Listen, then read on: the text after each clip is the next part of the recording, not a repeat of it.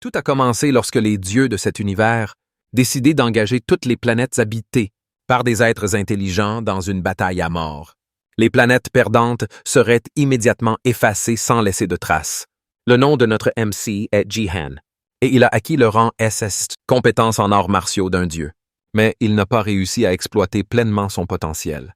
Le reste des humains était trop faible et a perdu la bataille contre les orques.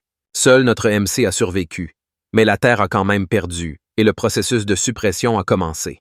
Lorsque la planète entière disparut, seul subsista Jihan, dont la compétence résista à la destruction. Cette capacité unique attira l'attention des dieux, et ils ont décidé de lui donner une seconde chance pour débloquer, exploiter pleinement son potentiel. De plus, il a reçu un système défectueux, ce qui lui permet de monter de niveau beaucoup plus rapidement que les autres. Il a également eu accès à une boutique de succès où il peut acheter des objets uniques et gagner de nouvelles capacités avec les points qu'il gagne. Lorsque Jihan se réveille en sursaut, la première chose qu'il entend sont les voix étouffées d'un écran de télévision. Il se réveille groggy et essaye de se souvenir de ce qui s'est passé. La dernière chose dont il se souvenait avoir lu dans le système était qu'il serait renvoyé à l'ère de la première entrée dans la Ligue.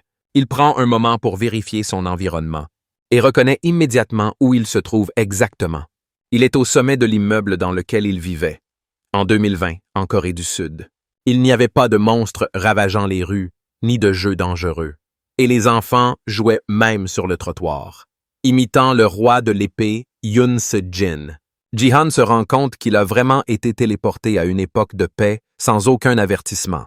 Juste pour être sûr, il appelle sa fenêtre d'état pour voir si ses capacités ont également été réinitialisées. Il a été renvoyé au niveau 2, ce qui confirme qu'il est désormais de retour dans le temps, au point où il est entré pour la première fois dans la Ligue. Il n'a aucune idée de ce qui se passe, mais c'est l'occasion idéale pour lui. S'il utilise les informations de sa vie passée, alors il a une chance de pouvoir changer l'avenir. Et il doit le faire pour pouvoir protéger tout le monde cette fois-ci. Avec la connaissance de la fin du jeu, il s'assurera que tout soit différent. À cette époque de l'année 2020, la Corée avait une position solide et elle avait quelqu'un qui était en tête des classements en termes de force. Parmi les meilleurs joueurs du monde, 11 étaient considérés comme les meilleurs. Parmi eux, un défendait la 3e place. C'est un homme d'une force éblouissante, capable d'éliminer une douzaine de joueurs d'une seule attaque. Cet homme est le roi de l'épée.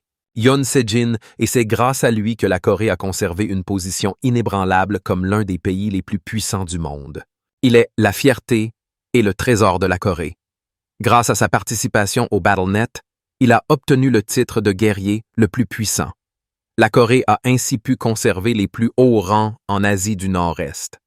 Du moins, c'est ce qu'elle a pu faire jusqu'au jour où Jihan s'est réincarné par hasard. Ce jour-là, Yoon Se-jin a annoncé en personne sa décision de changer son nom pour Ryuhei et de se faire naturaliser japonais. Ce jour-là aurait dû être un jour comme les autres, en juillet 2020. Mais ce jour-là, Korean BattleNet a subi le plus grand choc de son histoire. Jihan a toujours détesté regarder le visage de l'homme qui a pratiquement condamné la Corée à la ruine. Après le départ de Yoon Se-jin, la Corée est tombée dans un grand chaos. Ils sont passés des rangs les plus élevés de BattleNet à des défaites répétées. Et finalement, ils ont dégringolé au sein de la Ligue à une vitesse effrayante. Les gens espéraient aveuglément qu'il n'y aurait pas de changement majeur dans le classement. Ils pensaient qu'il restait encore beaucoup de jeunes talents prometteurs dans le pays, capables d'aider la Corée à rester au moins dans le top 20. Avec un tel état d'esprit défaitiste, il n'est pas étonnant qu'ils aient échoué si lamentablement. Personne ne semblait compenser l'absence de Yoon Se-jin, et la situation n'a fait qu'empirer avec le temps. Les choses auraient été différentes avec un peu plus de temps, mais le BattleNet était bien trop brutal. Avec le lancement de la Ligue spatiale, les choses sont devenues bien plus sérieuses. Au début, le BattleNet était considéré comme un jeu, mais la Ligue spatiale a transformé cela en une guerre ouverte pour la survie. Si quelqu'un perdait la vie dans le jeu, alors il perdrait aussi la vie dans la réalité. Des monstres apparaissaient également dans les pays tombés aux rangs inférieurs, et un massacre unilatéral aurait lieu dans ces pays. Après le départ de Yoon Se-jin et la chute de la Corée dans les rangs inférieurs, elle fut finalement détruite. Ceux qui avaient survécu se sont rassemblés et ont commencé à dire que si le roi de l'épée était resté, la Corée aurait eu une fin différente. Voilà à quel point le roi de l'épée était important. Et pour couronner le tout, c'est le beau-frère de Ji-hun. Pour évacuer sa colère, Ji-hun brise une photo de famille de Hyun Se-jin accrochée dans le salon. Ji-hun se demande toujours pourquoi sa sœur aimerait quelqu'un comme Hyun Se-jin, et comme les choses auraient été différentes si elle était encore en vie. Maintenant qu'il a fini de se remémorer le passé, il est temps de réfléchir au présent. C'est génial qu'il soit revenu dans le passé, mais pour l'instant, ses statistiques sont bien trop pathétiques. Dans sa jeunesse, avant la Ligue spatiale, il passait tout son temps libre à boire et à jouer. Il ne se doutait même pas à l'époque de l'incroyable talent de son talent. Un don est un talent spécial offert à un joueur lorsqu'il atteint l'âge de 18 ans. Il n'y avait qu'un petit nombre de joueurs qui ont reçu un cadeau. Et comme Ji-hun a eu la malchance de recevoir le cadeau le moins bien classé, un rang F, il a utilisé sa capacité à prédire le gagnant des jeux et à jouer pour gagner sa vie. Il ignorait alors à quel point sa compétence allait devenir précieuse, car elle se révèle après son éveil. Cela dit, ses statistiques sont tout de même catastrophiques, et que ce genre de statistiques devrait appartenir à un joueur de niveau 1. Cependant, en état d'ébriété, il a fini par boire une potion d'expérience, pensant que c'était de l'alcool, et cela lui a fait monter de niveau. Bizarrement, il possède aussi beaucoup de points de réussite. Outre le fait qu'ils sont inutiles et ne valent rien, Ji-hun est presque sûr qu'il n'a rien accompli avant d'entrer dans la Ligue. C'est donc étrange qu'il ait tous ces points. Il est possible que tous ces changements soient dus à sa régression. Pour l'instant, il décide de vérifier son inventaire, et quelque chose attire immédiatement son attention. C'est un coupon d'échange de points de réussite, qui confère des avantages particuliers aux derniers survivants qui décident de se battre à nouveau. Évidemment, ce sort a été créé spécialement pour lui, et c'est un objet de rang X, ce qui signifie qu'il est incroyablement utile et rare. Il l'utilise immédiatement, et le système active une réserve de réussite pour lui. Le magasin propose à la vente des objets qui lui sont exclusifs, et peut même être amélioré avec un certain nombre de points de réussite. Il aura probablement plus d'options parmi lesquelles choisir s'il effectue une mise à niveau, et il doit acheter quelque chose qu'il peut commencer à utiliser immédiatement. Il n'y a pas beaucoup de choix dans le magasin, alors il cède et essaie de le mettre à niveau. L'extension de niveau 2 ne donne rien de particulièrement utile. Il l'améliore donc au niveau 3, et encore une fois, cela ne lui est pas très utile. Avec seulement 50 000 points restants, s'il améliore la boutique au niveau 4, il ne lui restera que 10 000 points. Plus il améliore la boutique, plus il lui en coûtera cher de la réaméliorer. Il n'a donc que deux choix: acheter tous les objets disponibles actuellement ou miser ses points et passer au niveau 4. Ayant toujours été un joueur acharné, le choix est évident. Il améliore son magasin jusqu'au niveau de réussite 4, et ses actions portent immédiatement leurs fruits. Le niveau suivant débloque un objet appelé « Restauration urgente ». Cela lui permet de réparer d'autres objets d'un état défectueux à un état parfait. C'est à cause de ses bons résultats qu'il ne peut s'empêcher de jouer. Comment pourrait-il s'arrêter alors qu'il décroche le jackpot sans cesse? Maintenant qu'il a cette compétence de niveau divin, il est temps de mettre ses capacités à l'épreuve. Il se dirige vers une autre pièce de l'immense penthouse et utilise son pouce pour déverrouiller l'accès à une zone spéciale. C'est la salle de jeu de Hyun Se-jin, et Ji-hun est presque surpris que le système le reconnaisse toujours comme un membre de la famille, même si le véritable propriétaire de la pièce n'est plus là. Cela mis à part, il n'a aucune raison de se plaindre d'un cadeau gratuit comme celui-ci. Il ouvre l'inventaire du connecteur BattleNet et trouve exactement ce qu'il cherchait. Il s'agit d'un objet appelé « pinceau gâté » de Dongfeng Shuo, un objet de rang A que même l'inventaire décrit comme inutile. Mais avec l'aide de son nouvel outil de restauration urgente, il est capable de le réparer et de le transformer exactement comme il le souhaite. Le pinceau gâté de rang A devient un objet de rang SS qui détient un lien avec le dieu martial, avant qu'il puisse admirer son œuvre. Cependant, une notification apparaît l'informant que le tutoriel pour la Gangnam Bronze League va bientôt commencer. Il ne reste que 10 secondes avant son invocation dans l'arène, alors Ji-hun n'a pas de temps à perdre. Il appelle sa fenêtre d'état et utilise le pinceau pour modifier ses statistiques. S'il a pu s'élever au 7e rang mondial lors de ses précédentes parties, C'est grâce à une capacité qui lui a valu le surnom de Saint Martial. Cette statistique unique combine sa force, son agilité et ses PV en une seule, la puissance martiale. La brosse a été abandonnée parce qu'elle était abîmée. Mais grâce à cela, il peut enfin commencer son éveil. Il termine d'écrire juste avant la fin du compte à rebours. Et il est connecté de force et convoqué à la Ligue Battle.net. La mission de ce tutoriel de la Ligue Bronze est la survie. Les joueurs doivent survivre aux monstres du Colisée, aux côtés de 100 autres joueurs. Une fois la moitié des joueurs restants, la partie de survie prend fin et les vainqueurs sont désignés. Jihan Hurdle vérifie sa fenêtre de statut dès qu'il est invoqué. Et il est reconnaissant de voir qu'il a réussi à le faire d'une manière ou d'une autre. Il a obtenu la puissance martiale. Et grâce à cela, il a même gagné 1000 points de réussite en récompense. Ce n'est que la première étape vers son objectif ultime, obtenir l'art divin sans nom. Mais avec juste cette amélioration, il devrait facilement pouvoir passer à travers la Ligue de Bronze. Le système l'avertit également qu'il est connecté au Battle.net sans connecteur. De ce fait, il subira 100% des problèmes du jeu. Jihan se souvient de cela avant le lancement de la Ligue spatiale. Pendant le tutoriel, les joueurs pouvaient réduire leurs problèmes en achetant des connecteurs. Celui utilisé par son beau-frère Yoon Se-jin était un produit haut de gamme qui réduisait la douleur jusqu'à 99%. Jihan compte bien en faire bon usage plus tard, mais pour l'instant, il doit s'en passer. Dans le jeu, le menu des succès s'ouvre et lui révèle une quête limitée. Il doit atteindre la première étape du didacticiel. En récompense, il recevra 1000 points de réussite.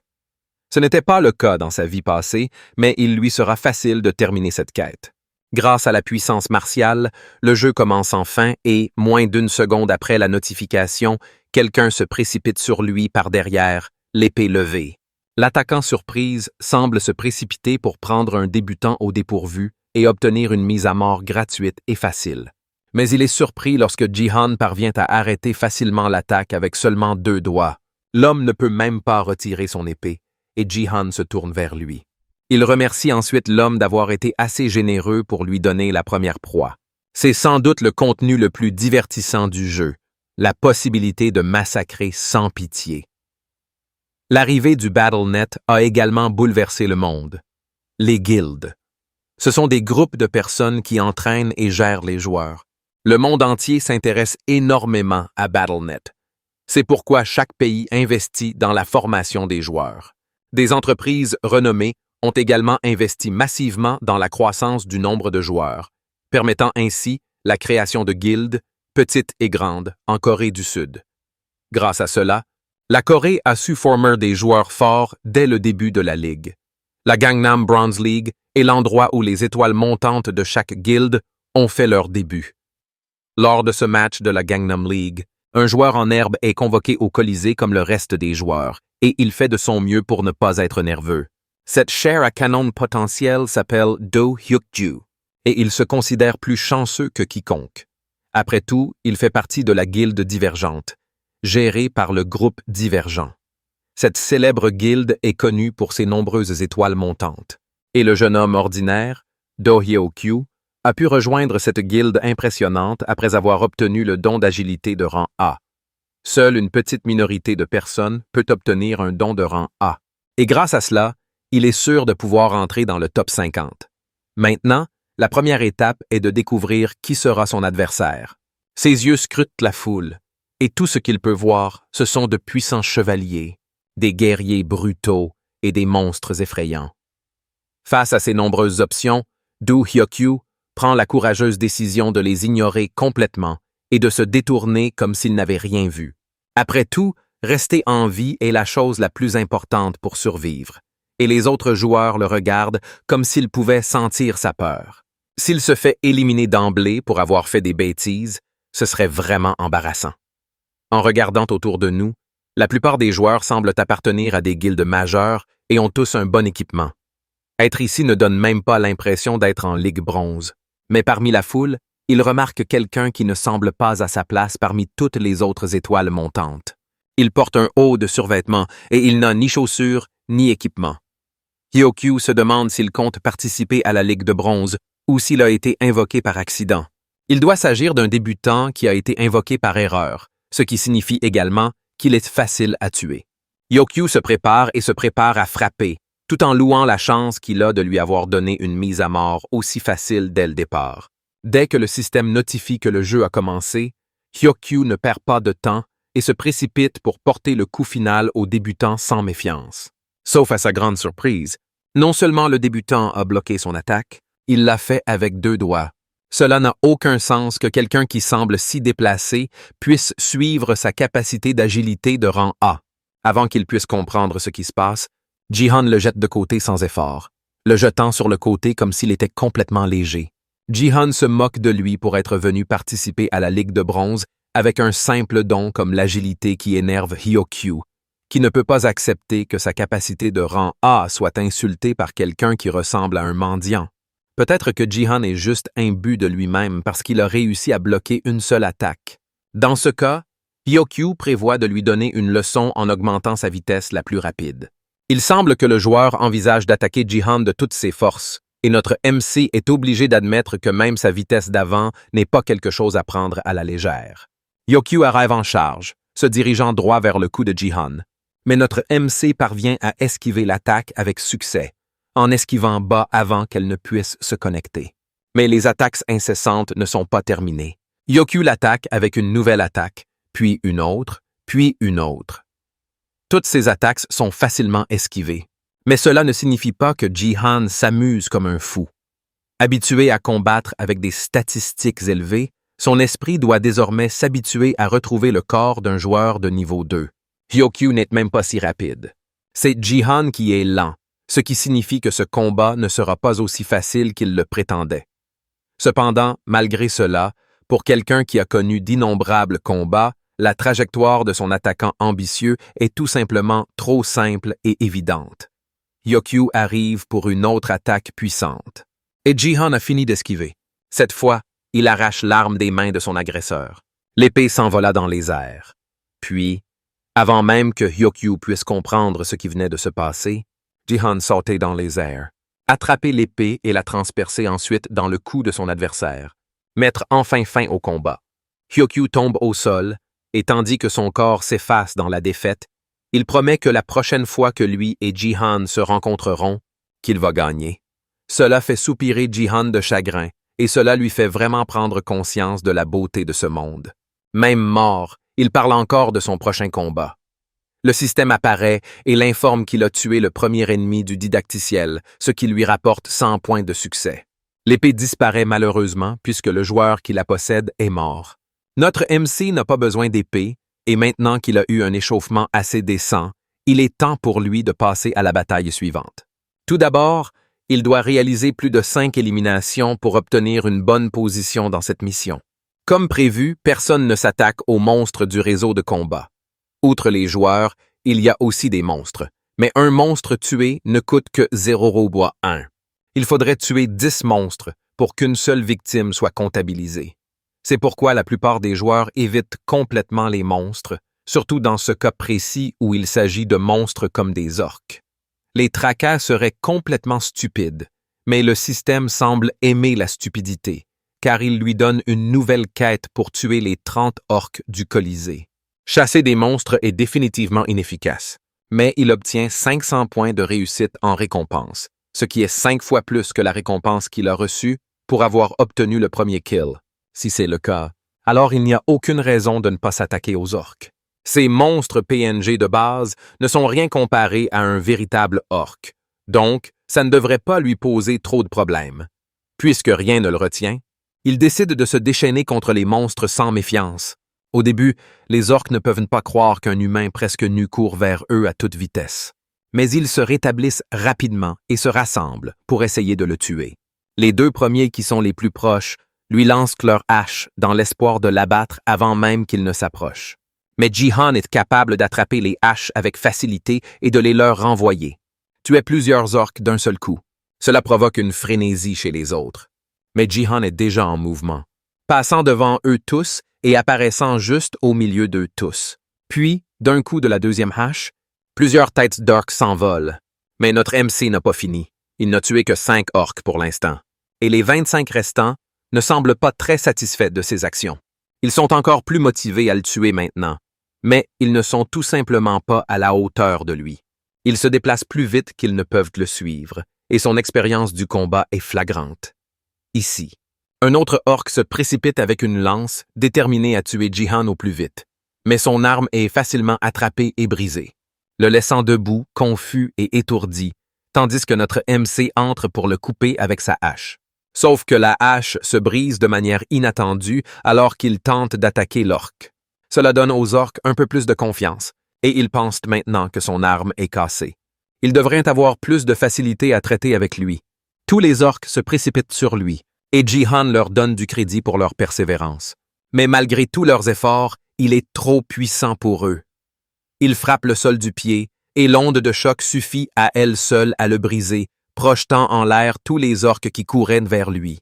Puis, il saute en l'air et attrape les armes qui se sont envolées des mains des orques alors qu'ils étaient repoussés, et en une seconde, il se précipite à travers la foule, tuant encore plus d'orques au passage. Le massacre continue, et de plus en plus d'orques continuent de tomber jusqu'à ce qu'il n'en reste plus qu'un. Le dernier orc est trop gelé pour bouger, mais à ce moment-là, il réalise enfin que Jihan est un monstre plus grand qu'eux. S'en rendant compte, Jihan l'élimine également. Réussir la quête. Le système lui donne les 500 points de réussite qui lui ont été promis, et il a également progressé grâce au combat. Monter de niveau en milieu de partie est inhabituel, car l'expérience est généralement calculée en fin de partie. Cela pourrait être dû au fait qu'il est encore à un niveau bas. Quelle que soit la raison, Jihan ne se plaint pas, et profite de l'occasion pour améliorer ses statistiques tant qu'il le peut. Et s'il y a une statistique à laquelle il veut donner la plus grande priorité, c'est la puissance martiale. La puissance martiale combine 3 statistiques ensemble. Et même si d'autres personnes devaient améliorer une de ces statistiques à la fois, un seul niveau de puissance martiale est capable de doubler vos capacités au minimum. Il y a aussi une autre raison pour laquelle la puissance martiale est spéciale pour Jihan. Et c'est parce qu'une fois qu'il atteint le niveau 30 en puissance martiale, il a alors une chance d'obtenir les arts divins sans nom. S'il veut devenir plus fort, il doit alors obtenir les arts divins sans nom dès que possible. Cependant, cette statistique présente un défaut fatal. Il n'est pas facile d'augmenter la puissance martiale. Normalement, vous devriez acquérir un assortiment d'expériences de combat et d'entraînement afin d'augmenter la statistique de puissance martiale, et les points ne peuvent qu'augmenter le taux de croissance maximum. Cependant, cette fois, pour une raison inconnue, sa puissance martiale augmente. C'est une bonne chose pour lui, et Jihan ne sait pas exactement comment c'est arrivé, mais si cela continue ainsi, son espoir de devenir le plus fort pourrait bien devenir réalité. Il n'a pas le temps de flâner, et après tout, c'est toujours un champ de bataille. Alors qu'il consulte ses statistiques, un archer lui décoche une flèche, qu'il anticipe facilement et parvient à esquiver. L'archer est associé à un guerrier portant un équipement sophistiqué, et ils regardent tous les deux clairement Jihan de haut. La fille dit à son partenaire de conclure rapidement les choses, et les sourires confiants sur leur visage montrent qu'ils pensent qu'ils vont le gérer très facilement. Il n'est pas rare que 2 personnes fassent équipe dans une bataille. Ce jeu de survie est destiné à être PVP, mais aucune règle n'interdit aux participants de travailler ensemble. Le logo sur leurs vêtements indique également qu'ils font partie de l'une des 10 meilleures guildes de Corée, la guilde des tortues. Le problème avec ce duel, c'est que les deux, un guerrier et un archer, forment une combinaison d'attaquants à courte et longue portée. Leur présence dans la même équipe rend la tâche difficile à Jihan. Une notification apparaît alors, l'informant qu'il ne reste que 60 survivants. Et le tutoriel est sur le point de se terminer. Tant de gens sont déjà morts, et avec le tutoriel qui touche à sa fin, tout ce que Jihan a à faire est d'esquiver les attaques du duo et il devrait pouvoir survivre jusqu'à la fin. Mais si tous les deux sont venus spécifiquement pour le tuer, alors, il doit leur apparaître comme une cible facile. Tandis que Jihan cherche à savoir quoi faire avec ces deux-là, ils sont si sûrs d'eux que le guerrier invite le chevalier à dîner s'il tue Jihan. Juste avant le début du combat, Jihan vérifie le tableau des scores et constate qu'il est à peine en première place avec 4 kills. Cela signifie que s'il parvient à tuer ces deux-là, il sera assuré de son rang initial. Il s'en prendra d'abord à l'archer, la tuante, alors qu'elle était encore en train d'être frappée par le guerrier. Avec sa puissance martiale actuellement au niveau 6, ils n'ont aucune chance contre lui. Le guerrier est sous le choc que son partenaire soit mort si facilement. Mais il n'a même pas le temps de comprendre ce qui se passe lorsque Jihan se précipite derrière lui et lui tranche le dos avec son épée. Heureusement pour le guerrier, son épaisse armure de rang B a réussi à lui sauver la vie, et il pense que Jihan ne pourra pas le percer avec une arme aussi pauvre. Mais Jihan continue, utilisant l'épée pour poignarder l'armure encore et encore, créant lentement un trou au même endroit avec ses coups continus jusqu'à ce que l'écart soit juste assez grand pour qu'il puisse éliminer le chevalier. Autre part. Dans un bureau faiblement éclairé, une femme regarde une rediffusion du match avec une tasse de thé à la main au moment même où Jihan abat le guerrier. Cette femme est Lee Hae-yeon, la troisième responsable de la division du département des ressources humaines de la Guilde Divergent. Elle trouve cela soulagé que Jihan n'ait pas été invoqué aux côtés de son garde du corps, Lim Gyeong, qui participait au même combat que Jihan et avait réussi à se classer deuxième. Gyeong n'est pas ravi qu'on lui dise qu'elle est plus faible que quelqu'un. Mais Hae-yeon lui conseille tout de même d'éviter de se battre avec le nouveau maniaque pour le moment. Elle attend de Ga-young qu'il collecte des données. Cependant, alors que Ga-young regarde la vidéo diffusée sur l'écran de son patron, elle ne peut s'empêcher de remarquer qu'elle a certainement déjà vu Jihan quelque part auparavant. Lim Ga-jung de la Guilde Divergente est principalement connue pour posséder un don de rang S. Elle est la perspective à fort potentiel de la Guilde Divergente. Et sa performance dans la Ligue de Bronze a été à la hauteur des attentes de tous. Elle aurait dû se classer première, comme tout le monde l'espérait, et elle l'aurait probablement été sans l'apparition de Seong Jihan. L'équipe de reconnaissance de la Guilde des Tortues ne peut s'empêcher de crier de surprise en réalisant que non seulement Jihan a battu certains de leurs membres les plus prometteurs, mais qu'il a aussi réussi à se classer premier au niveau 2 seulement, sans équipement adéquat ni affiliation à aucun groupe. Il s'est présenté en débardeur et en pantalon de survêtement et a réussi d'une manière ou d'une autre à obtenir 6 éliminations sans aucune arme. Sa seule performance dans ce match a suffi à susciter de nombreuses questions parmi les joueurs du monde entier. L'homme lui-même se détend dans son salon tandis qu'il vérifie ses récompenses pour avoir obtenu la première place dans le didacticiel de la Ligue de Bronze. Il a obtenu un bonus d'expérience de 50% et a ainsi réussi à passer du niveau 3 au niveau 6. Sa vitesse de montée en niveau est probablement due au fait qu'il est encore au niveau débutant, mais c'est un joli bonus quoi qu'il en soit. Il n'a pas gagné de GP, la monnaie utilisée par le système, mais il a gagné des points de statistiques grâce à sa montée de niveau qu'il a directement investi dans sa puissance martiale. Une fois de plus, sa puissance martiale augmente. Passant du niveau 6 au niveau 9. Il a également acquis un surnom, Tutorial Conqueror, qui lui donne un point supplémentaire dans tous ses attributs ainsi qu'un bonus d'expérience supplémentaire de 20%. Ce surnom ne s'applique qu'en Ligue Bronze, mais il est acceptable en soi. Grâce à cela, il possède désormais 10 points de puissance martiale, ce qui le rend incroyablement surpuissant en Ligue Bronze. La bataille pour la promotion en Ligue Argent aura lieu lorsqu'il atteindra le niveau 25. En attendant, il devra se concentrer sur l'amélioration continue de sa puissance. Ce sont déjà de nombreux bonus pour ses statistiques et sa force, mais il y a encore une chose qu'il a gagnée. En atteignant le niveau 5, il a débloqué une avancée de classe, ce qui signifie qu'il peut désormais choisir une classe. Lors du choix d'une classe, il est important que le joueur connaisse les atouts de chaque classe. 4 options s'offrent à lui: guerrier, archer, mage et soutien. Dans sa vie précédente, il avait choisi la classe de guerrier, et comme il en avait déjà une connaissance de niveau expert, la choisir à nouveau lui faciliterait la vie. Mais dans sa boutique de succès, il y a une option pour acheter un emplacement de classe supplémentaire. Même s'il choisit une classe différente cette fois-ci, il pourra toujours ajouter la classe guerrier plus tard en l'achetant avec 10 000 points de succès.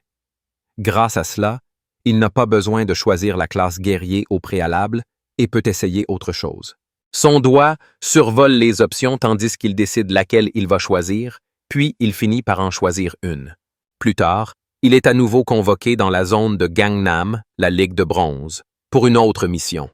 Cet endroit est peuplé de milliers de zombies qui s'agglutinent les uns aux autres, et la mission cette fois est de se défendre. Les zombies se trouvent au pied d'un château, et les joueurs doivent les éliminer et protéger le cristal qui repose au sommet des remparts, tout en faisant de leur mieux pour survivre face aux zombies. Il y a plusieurs tours et le combat se poursuivra jusqu'à ce qu'il n'en reste plus que 5.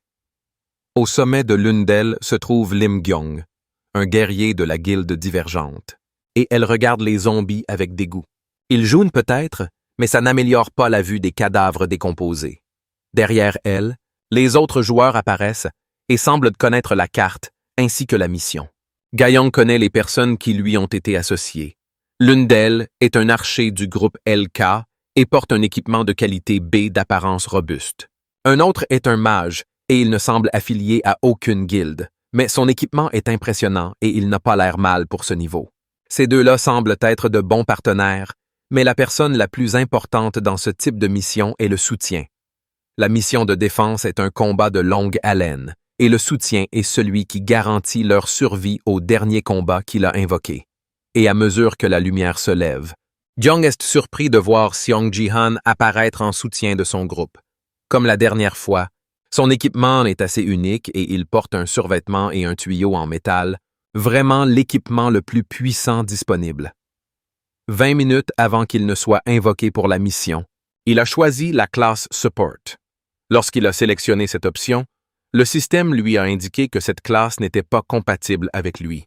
La raison pour laquelle il a choisi la classe de soutien, même si c'est si mauvais pour lui que le système doit reconfirmer sa décision, c'est parce que la classe lui donne une nouvelle capacité appelée pouvoir divin qui est débloquée après avoir choisi la classe de soutien.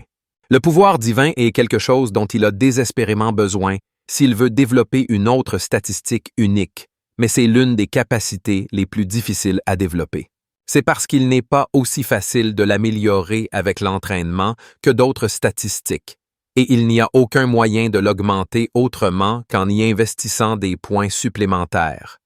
Ji-han ne veut évidemment pas faire ça, car il investit tout son potentiel dans sa statistique de puissance martiale, dans l'espoir d'obtenir les arts divins sans nom rapidement. Il ne gaspillerait jamais ses précieux points pour quoi que ce soit d'autre. Alors pourquoi a-t-il choisi la classe soutien et obtenu la statistique puissance divine? C'est parce qu'il connaît un autre moyen d'améliorer la puissance divine, une méthode que personne ne connaît. Le secret réside dans sa nouvelle pipe brillante. Les autres joueurs sont tout aussi surpris du fait que Ji-han soit un support comme Gyong, et le mage en particulier ne cache pas sa frustration face à la tenue et à l'équipement supérieur de Ji-han. Il criait sur Ji-han pour avoir choisi de ne pas avoir un meilleur équipement, et souligne même le prix élevé du sien en comparaison. Il pense que si Ji-han a un mauvais équipement, c'est parce qu'il est incompétent. L'archer tente de calmer le mage avant qu'il ne dise quelque chose de complètement déplacé, mais le mage ne veut rien entendre. Il traite Ji-han de sale et dit même qu'il ne veut pas jouer avec quelqu'un qui va clairement ruiner son équipe. Jiang ferme les yeux, agacé, et s'interroge sur l'horrible malchance qui l'oblige à jouer avec un troll. Cependant, elle se reprend en entendant le mage crier de surprise. Ji-han a attrapé le mage arrogant par le col de sa cape, et notre MC le tient en l'air comme un jouet. Puis, sans réfléchir à deux fois, il jette le mage par-dessus le bord de la tour, directement vers les zombies affamés en contrebas. Le mage s'est plaint tout ce temps qu'il ne voulait pas jouer avec Ji-han, alors notre MC l'a aidé à quitter le jeu personnellement. Le mage réapparaît après la mort, et dès qu'il réapparaît au sommet de la tour, il implore le pardon de Ji-han et promet de faire de son mieux pour l'équipe. L'homme qui rampe au pied de notre MC est Kim Gyu-hyuk, et la raison de son changement soudain de comportement est la discipline de notre MC. Lorsqu'un joueur apparaît dans la partie de défense de la Ligue Bronze, il reçoit un total de 3 vies. Kim Gyu, ressuscité immédiatement après avoir été impitoyablement projeté du haut de la tour, a immédiatement reçu une nouvelle leçon de parachutisme de Ji-han. Grâce à cela, il ne lui reste plus qu'une vie. Et s'il mourait une fois de plus, il serait éliminé du jeu et finirait dernier. C'est pourquoi il supplie actuellement notre maître de cérémonie de le laisser en vie, espérant ne pas être à nouveau réduit en miettes. Il doit éviter de finir dernier, car sinon, son niveau chutera. Cela signifie également que toutes les compétences qu'il a achetées avec son propre argent disparaîtront. Si le niveau d'un utilisateur ne correspond pas aux prérequis de la compétence, celle-ci sera automatiquement supprimée. Jihan est surpris que la personnalité de Gyuyok ait changé si rapidement, d'autant plus qu'il était déterminé à faire pleuvoir des attaques dans sa dernière vie dès son apparition. Gyuyok essaie de se présenter comme un mage de feu très efficace contre les monstres morts vivants.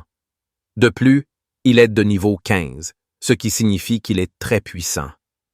Pour toute autre équipe, c'est une ressource précieuse qu'elle ne voudrait pas perdre. Mais tous ces jappements ont rappelé à Ga-young qui il était. Kim Gyuyok était autrefois affilié à l'une des 10 grandes guildes de Corée et était respecté de tous. Mais il a perdu 4 fois dans les ligues de promotion argent, et après cela, il s'est mis à provoquer des combats. En d'autres termes, Jiang le considère comme un perdant. Gyuyok continue de vanter ses talents et promet de coopérer avec eux, mais à une condition. Il veut que Jihan s'excuse personnellement de l'avoir tué 2 fois. Larcher est en soutien, et il est clair qu'il veut juste que son équipe se réconcilie. Mais à l'intérieur, Gyuyok est toujours en colère d'avoir été tué 2 fois, mais il n'a même pas la chance de terminer son monologue de vengeance intérieure alors que Jihan l'attrape. Il le saisit à nouveau par le col et le jeta une dernière fois du haut des remparts du château pour avoir osé demander des excuses, alors que c'était lui qui avait déclenché la bagarre. Et sur ce, leur mage disparut. Ils perdent un homme, laissant leur équipe à terre. Les zombies continuent d'escalader la tour et, par coïncidence, l'équipe la plus proche dispose d'un autre mage de feu qui s'attaque rapidement aux zombies de son côté. C'est pourquoi ils avaient besoin d'un mage, et l'archer reproche à Jihan de ne pas avoir tenté de le rejoindre à mi-chemin. Jihan n'est pas décontenancé et ouvre sa fenêtre de statue pour vérifier sa dernière quête limitée. Cette quête est liée à une quête et nécessite qu'il obtienne la première place dans la mission des Dixtours et qu'il tue également 1000 zombies par lui-même pour un total de 4000 points de réussite. Tuer 1 millier de zombies serait presque impossible compte tenu du temps qu'il leur reste. Mais il ne veut pas perdre 3000 points. Lim Jiang regarde Jihan essayer de comprendre quoi faire, et elle n'essaie même pas de cacher à quel point elle le juge. Jusqu'à présent, Jihan n'a fait qu'à sa tête, et malgré ses impressionnantes caractéristiques, il n'est qu'une classe de soutien. D'après Gyeong, elle n'a aucune raison de tenter de l'intégrer à la guilde divergente. Larcher n'est cependant pas aussi calme qu'elle, et continue de crier sur Jihan, qui finit par s'en apercevoir. Finalement, il dit à Jihan que s'il continue à se comporter comme un imbécile, il devrait se battre seul. Contre toute attente, Jihan est heureux d'entendre cela, puisqu'il pourra éliminer tous les zombies seul s'il le laisse avancer sans leur aide. Ga-young lui dit de rester derrière elle pendant qu'elle prend le devant. Elle voit que la partie est perdue, mais elle ressent au moins le besoin d'assumer ses responsabilités. Mais Jihan lui dit que tout va bien. Il prévoit de tout prendre en face pendant que Larcher et Ga-young se protègent mutuellement. Un zombie parvient enfin à atteindre le sommet de la tour. C'est un zombie sanguinaire, différent et plus fort que les autres. Sa tête est liquide, donc impossible à tuer physiquement. Enfin, ils le peuvent. Jihan se fiche des règles du jeu. Le zombie bondit et Jihan se prépare avec sa lance et, d'un coup franc, tue les zombies en lui écrasant la tête. Jiang remarque, à partir des morceaux de chair de zombies enflammés qui tombent autour de lui, que Jihan doit alors avoir accès au pouvoir divin. D'autres zombies se dirigent vers la tour et Jihan continue de les repousser un par un avec son bâton. Jusqu'à présent, il n'a tué que 6 zombies sur 100, et il lui reste encore un long chemin à parcourir. Alors que de plus en plus de zombies grimpent dans la tour, Jihan continue de les affronter seul.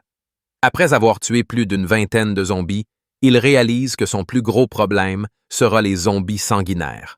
Les attaques physiques ne fonctionnent pas sur eux, alors quand il les voit, il libère une petite quantité de puissance divine, ce qui lui permet de les tuer tous d'un coup. Le regard de Larcher sur Jihan a complètement changé, et il est difficile de nier que notre maître de cérémonie est un véritable pro, même s'il est un imbécile. Gyeong, quant à lui, est trop abasourdi pour parler et ne peut qu'observer Jihan se battre avec admiration. Il maîtrise sa puissance divine sans retenue et combat sans la gaspiller. Son niveau de contrôle est assez impressionnant, mais ce qui l'impressionne le plus, c'est l'habileté et la précision de Jihan à s'attaquer aux têtes des zombies. En quelques minutes, Jihan a réussi à tuer plus de 200 zombies, ce qui lui permet de remplir une condition cachée appelée la foi d'un autre monde, qui augmente son pouvoir divin du niveau 6 au niveau 7. C'est son autre méthode pour augmenter son pouvoir divin. Et il semble que ça marche. Il peut augmenter son pouvoir divin grâce à l'utilisation d'objets sacrés. En 2010, lorsque le tutoriel de la Terre a commencé, les objets sacrés étaient vendus à prix d'or, car on disait qu'ils contenaient des secrets. Mais après 10 ans, rien n'a jamais été révélé et leur valeur a fini par chuter continuellement. Les objets divins d'un autre monde n'avaient aucun mérite et beaucoup ignoraient leur existence. Cependant, une personne le savait. Et voici Sophia, la Sainte d'Amérique. Elle lui raconta d'abord comment elle avait augmenté son pouvoir divin grâce à un objet divin d'un autre monde. Or, le pouvoir divin peut généralement être augmenté en utilisant des objets divins d'autres mondes. Même si cela ne fonctionne plus après avoir terminé le tutoriel, c'est la méthode qu'elle a utilisée pour devenir sainte. Elle s'accrochait à l'objet divin de l'autre monde et priait longuement. Finalement, après un certain temps, elle obtiendrait un pouvoir divin. Les conditions requises pour chaque objet divin sont légèrement différentes. Et ce n'est pas une méthode facile. De plus, la demande est si faible qu'il est extrêmement difficile de trouver ces articles. Grâce à cela, Sophia a pu monopoliser tous les objets divins. Il s'agit d'informations de grande valeur, inconnues de tous, qu'elle a donc certainement utilisées à son avantage. Mais malgré la valeur de ces informations, il y avait aussi quelqu'un d'autre qui achetait constamment des objets divins d'un autre monde, ce qui signifie qu'il y a un autre joueur qui connaît cette information. Après que Jihan ait régressé, il a visité la chambre de sa sœur dans le penthouse du palais de l'épée. Et là, il trouva tous les objets divins d'un autre monde qui avaient été achetés. Tout leur pouvoir divin a été épuisé, ils sont donc tous vides. Cela signifie que l'identité de l'autre joueur qui avait collecté des objets divins d'un autre monde était sa sœur aînée, Seong-jia, avec Yoon Se-jin, le roi de l'épée, et sa sœur Ji-ah, étaient les meilleurs soutiens de la Corée du Sud et une véritable héroïne. Mais comment elle est morte est une toute autre histoire. Parmi tous les pouvoirs divins d'un autre monde qu'elle a laissés derrière elle, Jihan a trouvé un poteau en acier qui a été réduit à un objet de rang E. D'après la description de l'objet, il devrait être particulièrement adapté pour briser les crânes de zombies. Après l'avoir utilisé si longtemps, bien qu'il ait été réduit à un objet de rang F et qu'il ne reste plus beaucoup de puissance divine à absorber, il reste résistant, ce qui en fait l'arme idéale pour frapper. Jeong continue de s'émerveiller de son physique exceptionnel et de son incroyable maîtrise. L'archer remarque qu'une autre tour est tombée et qu'ils étaient dans le top 5. Mais dans son excitation, il ne remarque pas un zombie qui s'approche furtivement de lui. Gang dégaine rapidement sa lame et abat le zombie avant qu'il ne puisse attaquer l'archer. De par sa position et la façon dont elle utilise son épée, Jihan reconnaît immédiatement qui elle est. Elle est connue sous le nom de l'épée de la fleur de prunier, Lim Gyeong, et elle était célèbre pour être le roi de l'épée par intérim. Cependant, sa vie passée n'eut pas une fin heureuse. Elle mourut des mains de l'ancien roi des épées en personne, qui se fait désormais appeler Ryuhei. Il semble avoir rencontré une personne importante dès le début de sa nouvelle vie. Ga-young attire son attention et lui demande si elle peut se joindre à lui pour le combat. S'ils combattent ensemble, ils pourront viser un rang plus élevé. Jihan jette un œil à sa fenêtre de statue et il peut voir qu'ils sont juste à la 5e place. Il reste encore un long chemin à parcourir et il ne reste pas beaucoup de temps non plus. Si c'est l'épée de fleur de prunier, alors elle s'en sortira très bien sans lui. Mais l'une de ses quêtes est de gagner la première place. Dans cette mission, Jihan décide de laisser les zombies grimper sur la tour à elle et à l'archer, puis il saute du côté de la tour avant même qu'il n'ait de la chance de remarquer ce qu'il fait. Alors qu'il tombe au sol, il rassemble toute sa puissance divine dans le bâton et le claque au sol, provoquant une explosion massive d'énergie qui emporte tous les zombies. Grâce à la contribution massive de Jihan, son équipe parvient à se classer première dans la mission et ils en ressortent comme les derniers survivants. Grâce à cela, il accomplit sa quête limitée. Mais il n'a pas pu terminer sa quête liée à tuer 1 millier de zombies seuls. Le jeu se termine et Jihan commence le processus de téléportation vers sa maison.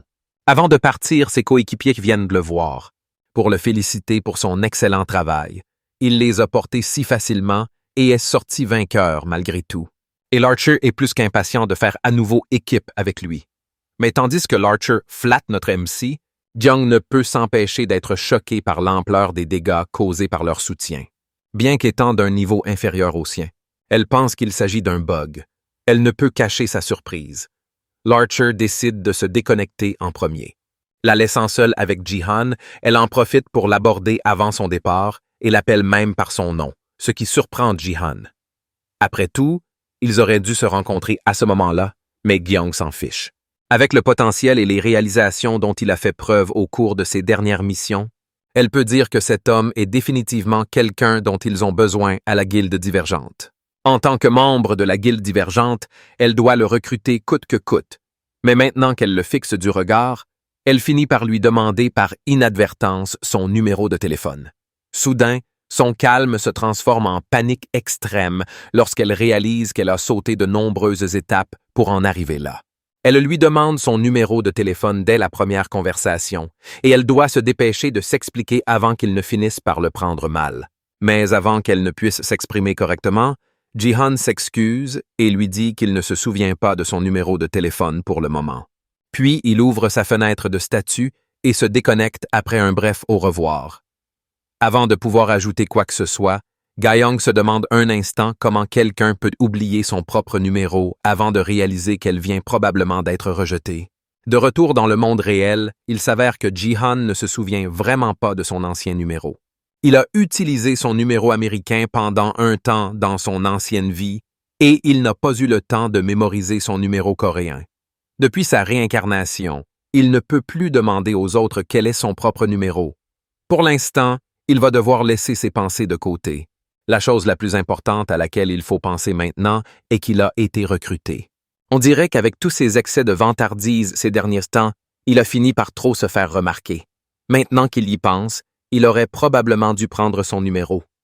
Mais il n'a pas l'intention de rejoindre une guilde pour le moment. Pour l'instant, il doit se concentrer sur l'obtention d'un maximum de récompenses grâce aux quêtes. Il a réussi à gagner 2 points de niveau, et même 1500 PV grâce à cela. Mais il ne peut acheter aucun objet sacré avec cette somme. Les objets divins qu'il souhaite acquérir étaient bien moins chers autrefois qu'à son époque, mais c'est encore trop cher pour lui. Pour l'instant, il doit rentrer chez lui et fouiller encore un peu dans le débarras de sa sœur. De retour chez lui, il remarque immédiatement les chaussures de quelqu'un d'autre à la porte. Il comprend immédiatement qui est à la maison avec lui, et le choc lui fait lâcher son sac. Tout le monde a des moments qu'il regrette toute sa vie, et Jihan a aussi des regrets similaires. Son plus grand regret, cependant, c'est le fait qu'il n'ait pas pu protéger sa nièce bien-aimée, C.A. dans sa vie passée. Il avait tant de choses à dire s'il se revoyait. Il se souvient à quel point elle était forte, et comment elle lui avait même dit qu'elle le protégerait. Et maintenant, elle se tient à nouveau devant lui, vivante, comme si de rien n'était. Par-dessus tout, il voulait lui dire une fois de plus qu'elle lui manquait vraiment. Eun se vient d'avoir 18 ans cette année, et elle est la fille de Yoon Se-jin et de sa sœur aînée.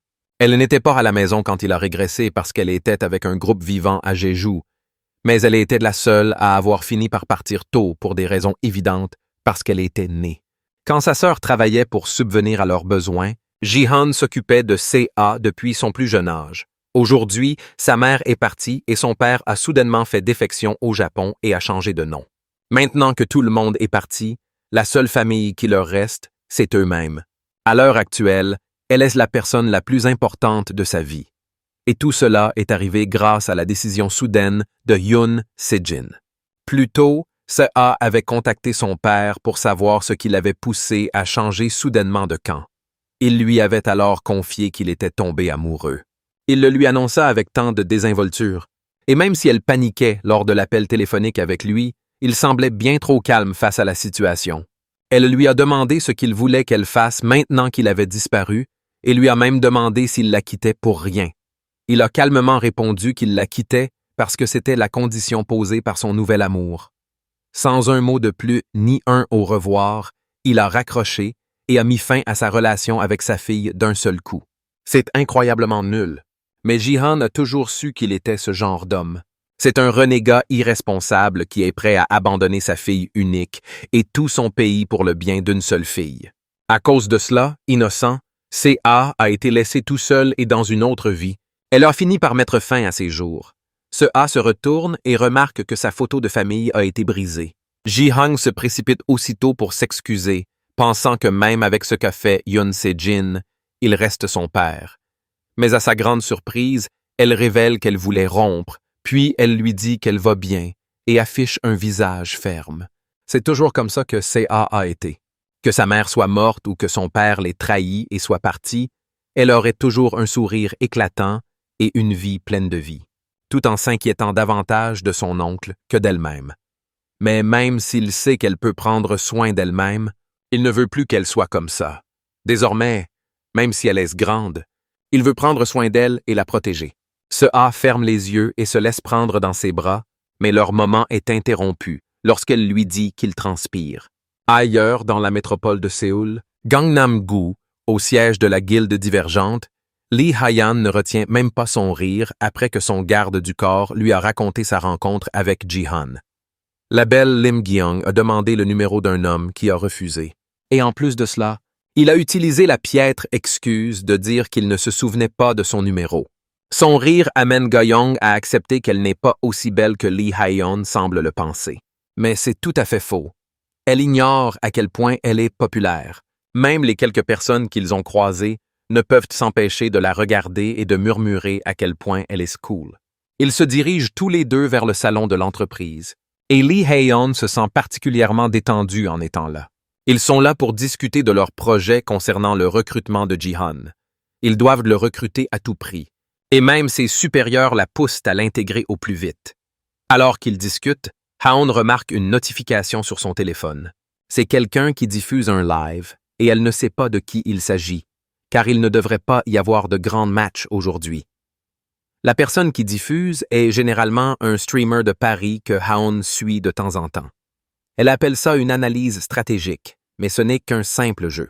Mais l'animateur n'est clairement pas celui qu'ils attendaient. C'est Seong Gi-han, et il lance un stream improvisé, apparemment sans aucune annonce. De l'autre côté, Ji-han installe la caméra tandis que Se-a le conseille hors champ. Jung a du mal à comprendre pourquoi Ji-han apparaît dans un flux de prédictions de jeu. Mais Ha-yeon se concentre davantage sur le titre du stream. Ji-han prétend être le beau-frère du roi des épées. Les spectateurs sont également perplexes face à cette annonce soudaine, et les commentaires fusent, demandant ce qui se passe.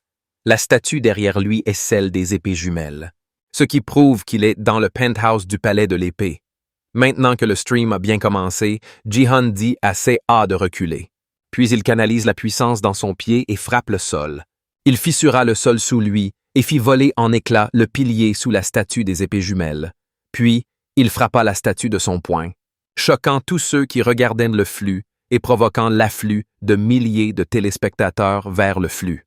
Maintenant qu'il a fait sensation et a suscité l'intérêt de nombreuses personnes pour le stream, il est temps pour lui de commencer à s'adresser réellement au roi de l'épée. La naturalisation de Yoon Se-jin au Japon. L'endroit où il est diffusé en streaming s'appelle le BattleTube. Il s'agit d'un système de streaming du BattleNet, une plateforme qui détient une part de marché inégalée dans le monde. Intégré au BattleNet, Ji-han peut également obtenir des quêtes liées à BattleTube, notamment gagner un certain nombre de spectateurs, d'abonnés et de vues. Grâce à cela, il dispose d'un autre moyen de gagner des points de réussite en faisant sensation sur la plateforme. Détruire la statue des épées jumelles est sans aucun doute un moyen de faire sensation en ligne.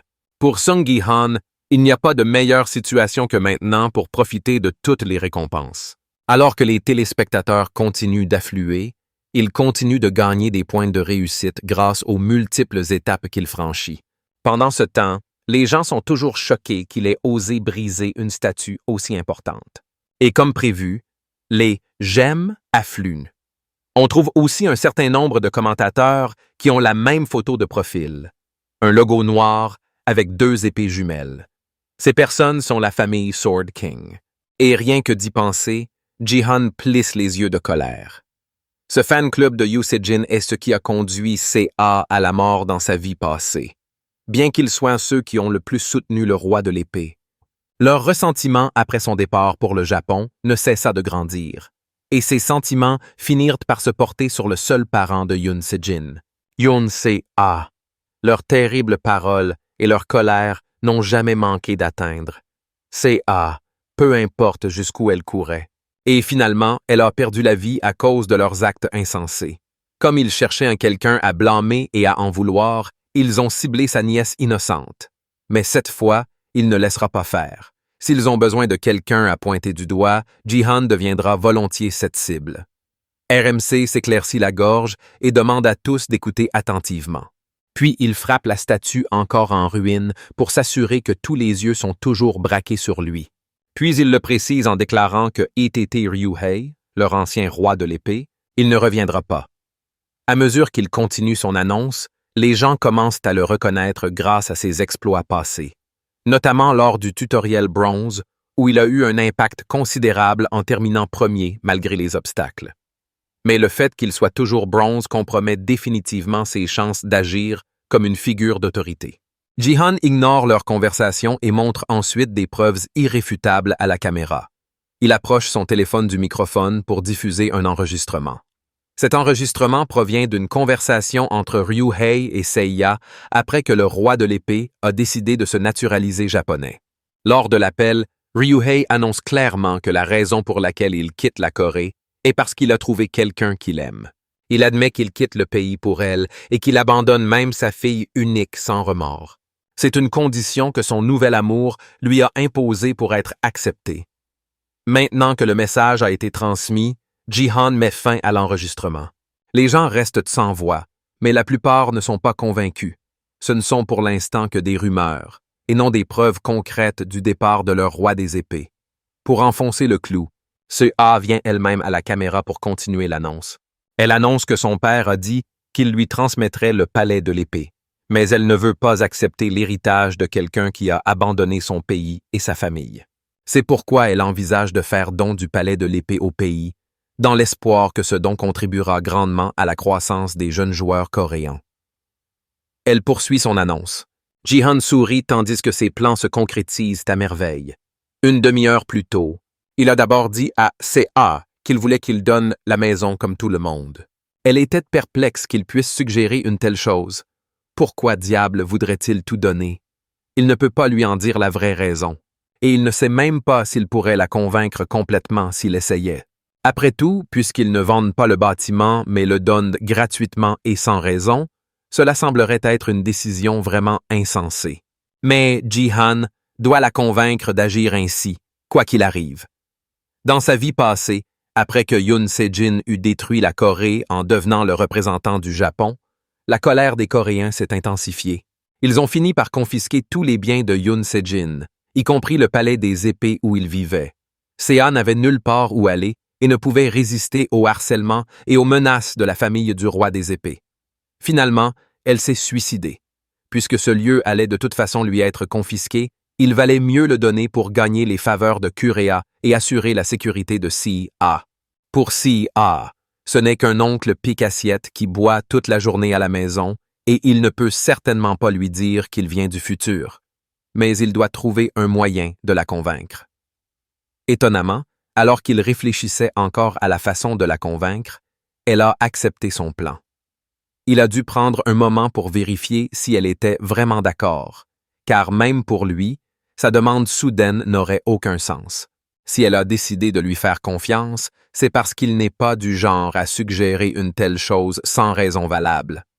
Plus important encore, cela faisait longtemps que C.A. n'avait pas perçu ce côté confiant en lui, alors elle décide de se fier à son jugement. Grâce à sa détermination impressionnante, il a réussi à concrétiser cette situation. Cela ne signifie pas pour autant qu'il n'y aura plus de problème à l'avenir. La famille du roi de l'épée est toujours en colère et dénonce spécifiquement Jihan comme un fraudeur et un escroc. C'est pourtant exactement ce qu'il attend d'eux. Il veut qu'ils continuent de l'insulter et qu'ils évitent complètement de s'en prendre à C.A. Mais ce n'est pas encore suffisant pour terminer le travail. Pour s'assurer que tout soit parfait, il va devoir enfoncer un dernier clou dans le cercueil.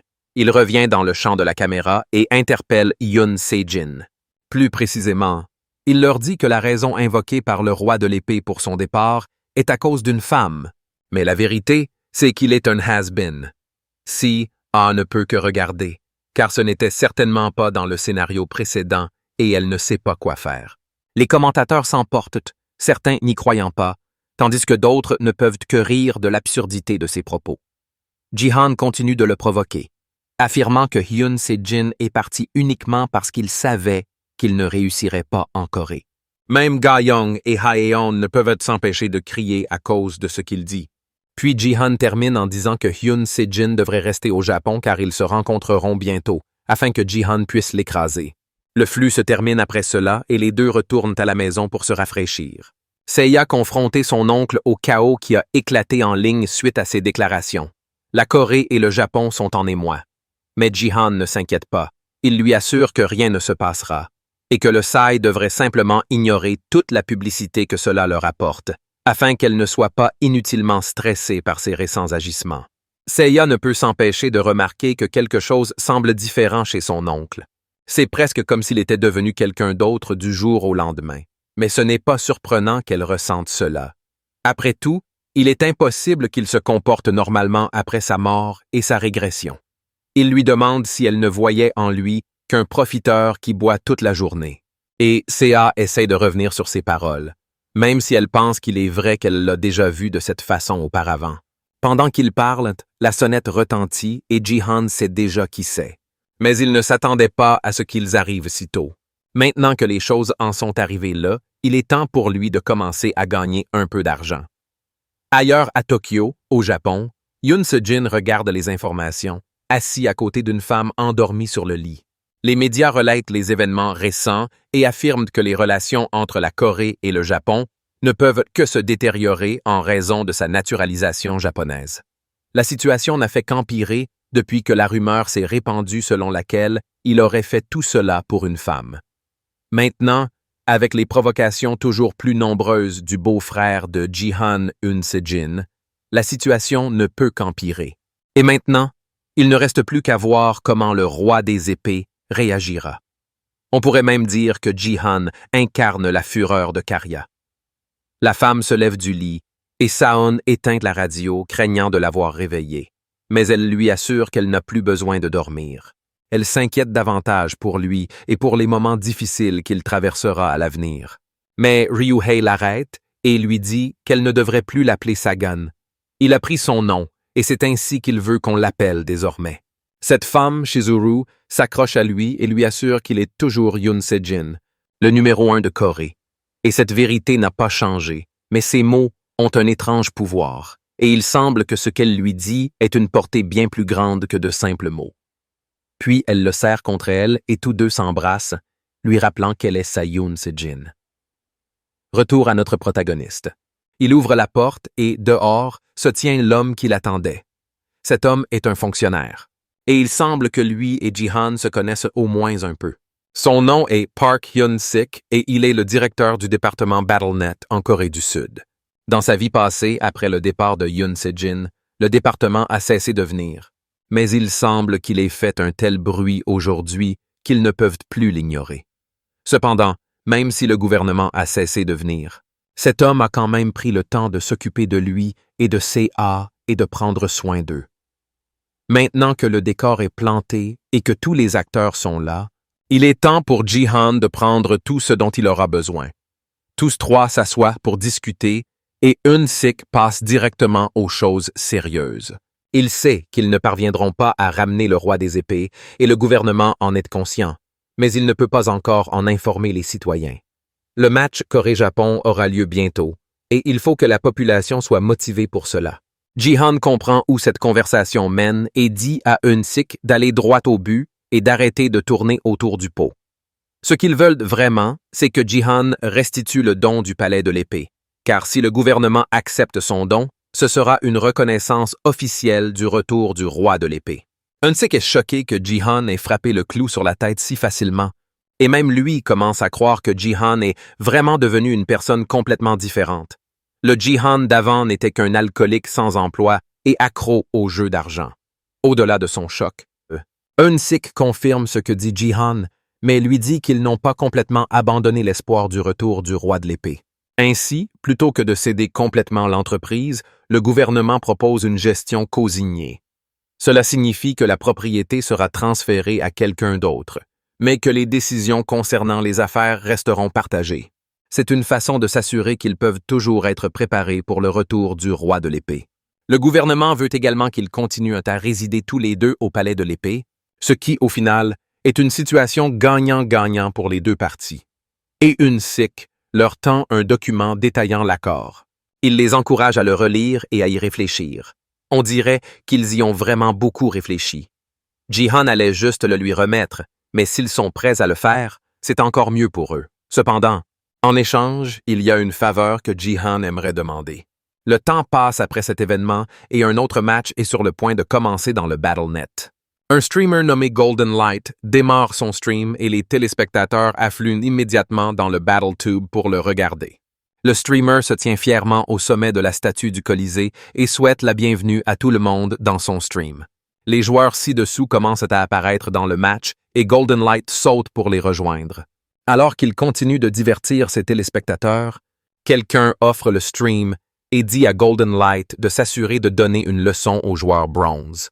Tout le monde regarde avec agacement Golden Light danser pour divertir ses téléspectateurs en guise de remerciement pour le don. Ils ne sont certainement pas aussi heureux de le voir dans leur hall que ses téléspectateurs, et c'est parce que sous ce sourire innocent se cachent des intentions incroyablement sournoises. Il est devenu un streamer populaire grâce à son apparence et à son hyperactivité, mais aussi parce qu'il est un troll notoire. Autrefois membre respecté de la Ligue Or, il s'est volontairement rétrogradé au rang bronze pour ce contenu, qu'il a qualifié de « voyage en haute mer ». Il ne se soucie pas du jeu en lui-même et ne se soucie que de s'amuser, ce qui fait de lui le summum du troll. Même s'il s'est rétrogradé dans la ligue la plus basse, son équipement et ses statistiques sont toujours au rang Or. Il est donc connu pour harceler et tuer les joueurs bronze plus faibles que lui. Maintenant qu'il est là et que ses fans impatients le regardent avec impatience, il est temps pour Golden Light de partir à la recherche de sa première victime. Il scrute la foule des joueurs et son regard finit par tomber sur un contenu potentiel. Sans perdre une seconde, Golden Light court vers Jihan avec un microphone à la main, impatient d'interviewer l'homme qui est récemment devenu le sujet de conversation de la ville. À ce stade, Jihan porte de nombreux surnoms et les gens lui accordent beaucoup d'attention. John, lui, ne sait pas vraiment qui est ce Golden Boy. C'est visiblement un streamer BattleTube, et il est bien trop bruyant au goût de Jihan, mais maintenant qu'il y pense, il lui reste encore pas mal de succès BattleTube à accomplir. Puisque l'opportunité s'est présentée, Jihan pourrait aussi bien lancer son propre stream pour ses téléspectateurs. Il ignore complètement le garçon brillant et invoque sa propre fenêtre de tube de combat pour démarrer un flux. Les spectateurs de Golden Light remarquent également le message « On Air » au-dessus de la tête de Jihan et réalisent que notre présentateur est en streaming. Du coup, ils partent pour regarder son stream et notre brillant garçon ne peut s'empêcher de trembler de peur en réalisant qu'il a pratiquement fait de la publicité pour le stream de Jihan gratuitement. Maintenant que les choses en sont arrivées là, il doit trouver un moyen de faire revenir les gens sur son stream.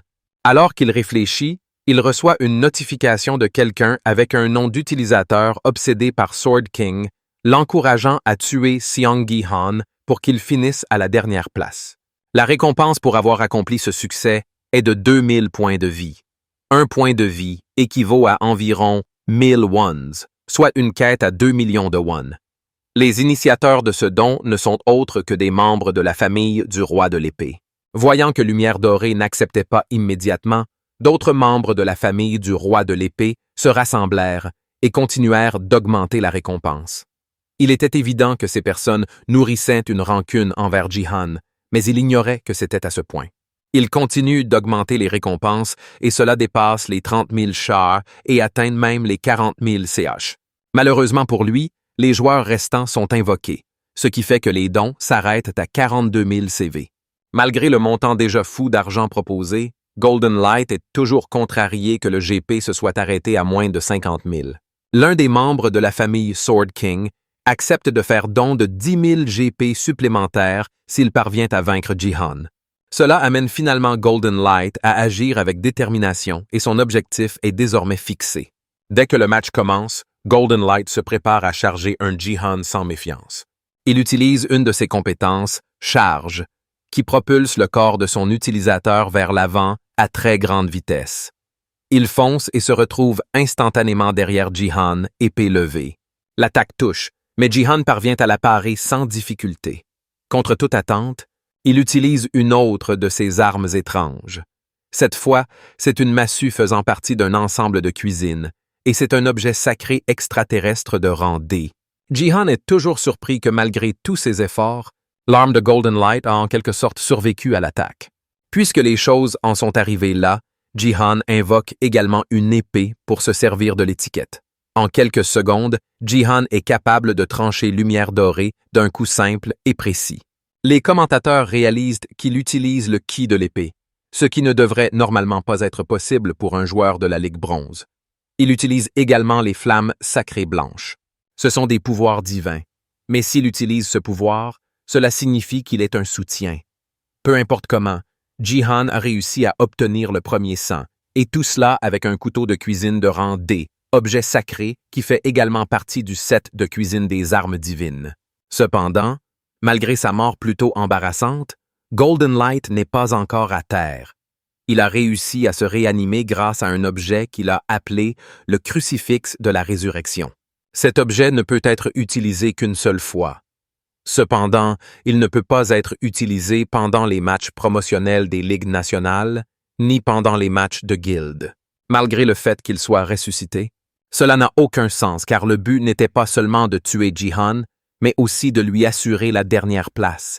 Et puisqu'il est mort le premier, Jihan ne peut pas être dernier. Malgré leur déception évidente, Golden Light est déterminé à se racheter avec la défaite de Seong Jihan. Malheureusement pour lui, Seong Jihan est déterminé à effacer le sourire narquois du visage de ce jeune homme en or. En quelques secondes, Jihan l'élimine à nouveau, lui infligeant involontairement une double mort. En s'éloignant du streamer mourant, il repense à l'objet que l'homme a utilisé dans le futur. Personne ne l'a utilisé, car le processus de résurrection présentait des failles. Ceci dit, la journée est plus chargée que d'habitude.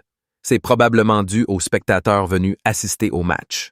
Les spectateurs d'aujourd'hui sont des elfes, et il semble qu'ils regardent tous Jihan. Notre MC ne les aime pas particulièrement, puisque les elfes ont joué un grand rôle dans la chute de l'humanité. Pour l'instant, il ne peut rien faire à leur sujet, alors le mieux qu'il puisse faire est de se concentrer sur les personnes qui se trouvent juste en face de lui. À en juger par son apparence, les autres joueurs lui accordent beaucoup de distance, et c'est presque comme s'ils le traitaient comme une sorte de paria. Lorsqu'il se retourne pour les regarder, ils s'enfuient tous, effrayés. C'est normal, puisqu'il vient de déchiqueter un joueur Or à 2 reprises. Ils savent donc clairement qu'ils ne sont pas de taille face à lui. Ce n'est pas une bonne nouvelle pour notre MC, car cela signifie que son efficacité à la chasse va diminuer. Et après, il a finalement trouvé un objet sacré de rang D aussi. S'il veut remplir les conditions de manifestation de ces objets, il va devoir combattre davantage. Alors qu'il cherche une solution, une notification apparaît dans sa fenêtre d'état, et Jihan sourit en le lisant. On dirait que les choses sont sur le point de changer. Il a reçu une quête pour subjuguer les gobelins qui se sont rassemblés autour du champion gobelin. Grâce à cela, il devrait pouvoir atteindre son quota de combat malgré la fuite des joueurs. En un instant, il est encerclé par plusieurs gobelins et il semble être totalement dépassé en nombre. Mais en un instant, ce sont les gobelins qui s'enfuient devant lui. Alors qu'il charge sur eux avec une vitesse terrifiante, les monstres crient à l'aide alors qu'ils sont frappés et poignardés avec l'équipement de cuisine de Jihan. À force de se battre, le saint ustensile de cuisine finit par réagir à ses actions. Tout cela grâce au fait qu'il a lu les descriptions des objets avant de les utiliser. Il est censé leur briser la tête et leur arracher le cœur, et il est censé le faire dans un ordre précis afin d'utiliser les objets correctement et de leur permettre de réagir face à lui. Heureusement qu'il a compris tout ça avant la fin du jeu. Mais avec la façon dont les choses se passent, ça prend beaucoup trop de temps. S'il avait appris ça un peu plus tôt, il lui resterait quelques gobelins de plus sur lesquels utiliser ses armes, mais au moins, ce n'est pas encore complètement terminé. Il lui reste encore un gobelin à éliminer, et celui-ci est bien plus menaçant que les autres. Cette bête est le champion des gobelins, et comparé aux gobelins normaux, il est bien plus grand et fort. Malgré sa taille et sa force, un bon coup de matraque de cuisine suffit à envoyer le champion gobelin s'écraser au sol. Jihan en profite alors et le poignarde en plein cœur. Malgré sa taille, c'est juste un gros gobelin. Et avec cela, la quête a été accomplie. Et il reçoit 500 points de réussite en récompense. Il gagnera également un pouvoir divin. Cependant, comme il a beaucoup utilisé les objets, le rang des armes a été réduit à E. Il ne devrait donc pouvoir gagner de pouvoir divin qu'une seule fois de plus. La chasse aux monstres est cependant beaucoup trop lente. Il va donc devoir attraper des joueurs à la place. Mais ils sont bien trop loin de lui. Alors maintenant, s'ils ne viennent pas à lui, il va devoir y aller lui-même. Les commentateurs qui ont regardé le stream en silence pendant tout ce temps sortent enfin de leur cachette pour dire à quel point Jihan est effrayant maintenant. Mais parmi toutes les personnes qui regardent le flux, il y en a une qui est bien trop bouleversée par ce qui se passe sur son écran. C'est Golden Light, qui regarde le stream de Jihan de l'extérieur et il remarque un commentaire en particulier disant que Jihan est 1000 fois meilleur que lui. Bien qu'il soit contrarié par la façon dont il parle de lui, il est encore plus curieux à propos de la bête qu'est Jihan. De son combat contre le gobelin, le système a calculé ses statistiques estimées et sa force moyenne est d'environ 35. La moyenne d'un joueur de la Bronze League est de 25 et Jihan est en quelque sorte 10 points au-dessus. Rien de tout cela n'a de sens et Golden Light commence même à penser que Jihan doit utiliser une sorte de hack. Alors qu'il est allongé sur le lit, déplorant son échec et la bête fêlée qu'est notre personnage principal, il entend des cris de terreur provenant de son moniteur. Il lève les yeux juste à temps pour voir Jihan frapper quelqu'un avec sa massue. En quelques secondes, Jihan a éliminé plusieurs joueurs à la fois et la bagarre est à sens unique. En quelques secondes, Jihan a éliminé d'innombrables joueurs avec une facilité déconcertante, réduisant le nombre total de joueurs à un nombre infime. Les joueurs restants comprennent que ce n'est pas le moment de se battre entre eux, c'est le moment de s'unir et de vaincre ce pirate. Un mage et un archer sont les premiers à se réunir et à tenter de vaincre Jihan, mais leurs attaques sont bloquées ou repoussées avec facilité.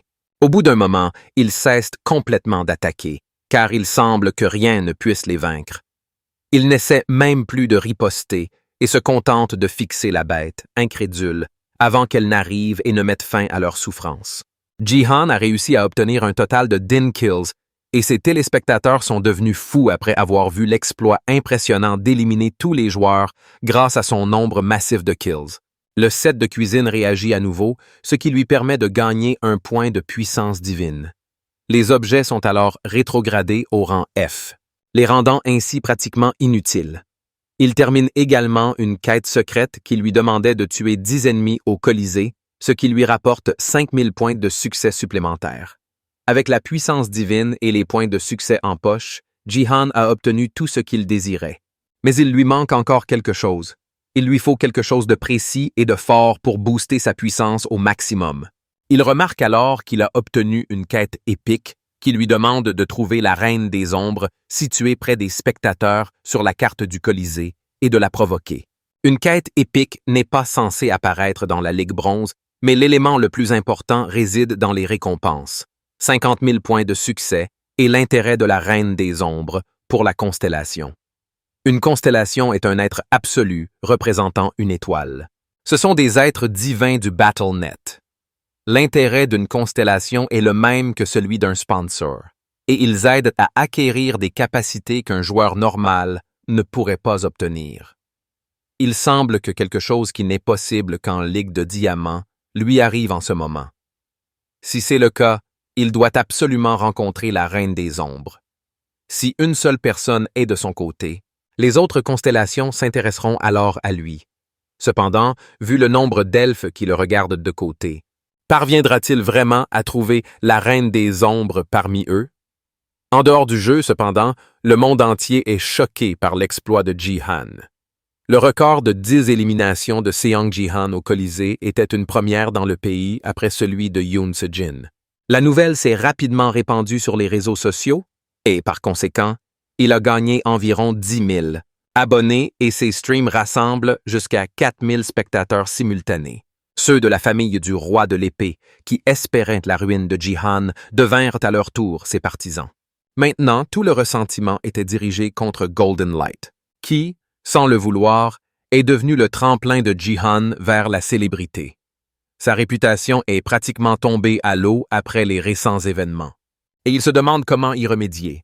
Comme il n'a pas beaucoup d'options, Golden Light décide de sauter dans le train Seong Ji-han et devenir l'un de ses partisans. À partir de ce moment, Golden Light espère désormais devenir l'éditeur de Seong Gi-han et faire de lui la meilleure star de BattleTube. De retour au palais des épées, Sea ne put s'empêcher de fixer son oncle avec incrédulité. Après le combat auquel elle avait assisté l'après-midi, elle n'arrivait pas à croire que son oncle soit devenu aussi fort. Elle en vint presque à se sentir mal pour les autres joueurs, car c'était comme s'ils le harcelaient. De nombreuses personnes voulaient également faire un don au stream de Ji-han, mais son lien de don a été bloqué. C'est principalement parce qu'il a décidé de streamer sans prévenir et sans l'avoir configuré au préalable. Comme il ne l'a pas encore mis en place, Sea conseille à Ji-han d'augmenter le montant minimum de dons. Il aura du mal à se concentrer si les dons continuent d'affluer. Il serait donc préférable de fixer un montant élevé pour éviter d'en recevoir trop. Ji-han accepte et décide de le régler à 10 000 Shaw, soit 10 millions de won. Alors que SEA se demande si ces 10 millions de won sont réellement une récompense, Ji-han se concentre davantage sur la quête épique de la Reine des Ombres qu'il a reçue. Il doit retrouver cette mystérieuse silhouette et la provoquer. Mais il ne trouve pas le moyen de la retrouver dans une telle foule. Seon remarque le visage concentré qu'il fait et lui demande s'il veut son aide. Son attitude lui rappelle tellement celle de sa mère, et Ji-han lui sourit. Comme il n'y a rien de mal à cela, il se lève et décide de lui confier ce qui le tracasse. Il lui parle de la quête épique et de la Reine des Ombres, et même elle ignore qui cela pourrait être. Tout ce qu'ils savent, c'est qu'elle est dans le public. Elle décide de regarder les rediffusions des matchs et de la chercher dans le public. Avec elle sur l'affaire, les choses devraient se dérouler plus facilement. Mais Ji-han regrette toujours d'avoir dû lui demander de l'aide. Trouver la Reine des Ombres serait comme chercher une aiguille dans une botte de foin. Maintenant qu'il l'a distraite, cependant, il devrait avoir suffisamment de temps pour s'occuper des colonies qu'il a repoussées grâce à tous les points de réussite qu'il a accumulés. Il achète un autre emplacement de classe, et il est maintenant temps pour lui d'ajouter une nouvelle classe et d'acquérir de nouveaux pouvoirs. Il a le choix entre 3 options: guerrier, archer et mage, et parmi eux, il décide de devenir un mage. Dès qu'il ajoute la nouvelle classe, il commence à ressentir une nouvelle puissance jaillir de son cœur. C'est différent du pouvoir divin, et cela lui donne accès à de nouvelles capacités. La raison pour laquelle il a choisi la classe Mage après la classe Supporter est à cause d'une statistique unique qu'il ne peut obtenir qu'après avoir eu les 2 classes. Cette nouvelle capacité s'appelle Force. Avant de régresser, il écoutait le baron parler comme s'il était ivre. Un jour, au cours d'une de ses divagations ivres, il a dit à Ji-han beaucoup de choses inutiles. J'aime le fait qu'il aurait reconnu Ji-han comme un Américain s'il avait été naturalisé plus tôt. Mais ce jour-là, il a également parlé de quelque chose d'inhabituel. Il a parlé de sa compétence Force. Il l'a obtenue en combinant parfaitement la puissance divine et le mana. Ce n'est pas une tâche facile, et personne d'autre ne pourrait s'y essayer. Baron étant le seul joueur au monde à posséder 2 classes, c'est quelque chose que personne d'autre ne peut obtenir. Et si le baron l'a, c'est uniquement parce qu'il a 2 fenêtres de statut. C'est son don de rang SSS. Ji-han lui avait initialement demandé s'il acceptait cette information, mais au final, Baran était convaincu qu'il pouvait la révéler à n'importe qui, parce qu'il est le seul capable d'avoir 2 classes. Il était certes arrogant, mais ce qu'il dit n'est pas un mensonge. La force est une puissance écrasante qui domine complètement l'espace. Mais désormais, Baron n'est plus le seul à posséder cette capacité. Ji-han connaît les exigences et les a remplies. C'est cette capacité qui a permis à Baron d'atteindre la première place du classement mondial, malgré son terrible contrôle et son utilisation de ce pouvoir. Si Ji-han veut se préparer à l'avenir, il doit s'assurer d'acquérir cette capacité, quoi qu'il arrive. Pour obtenir ce pouvoir, il doit concentrer la puissance divine dans ses mains et diriger le flux de son mana de son cœur vers ses mains, où les 2 pouvoirs peuvent se combiner. S'il parvient à combiner parfaitement ses pouvoirs sans laisser filtrer aucun courant, il y parviendra.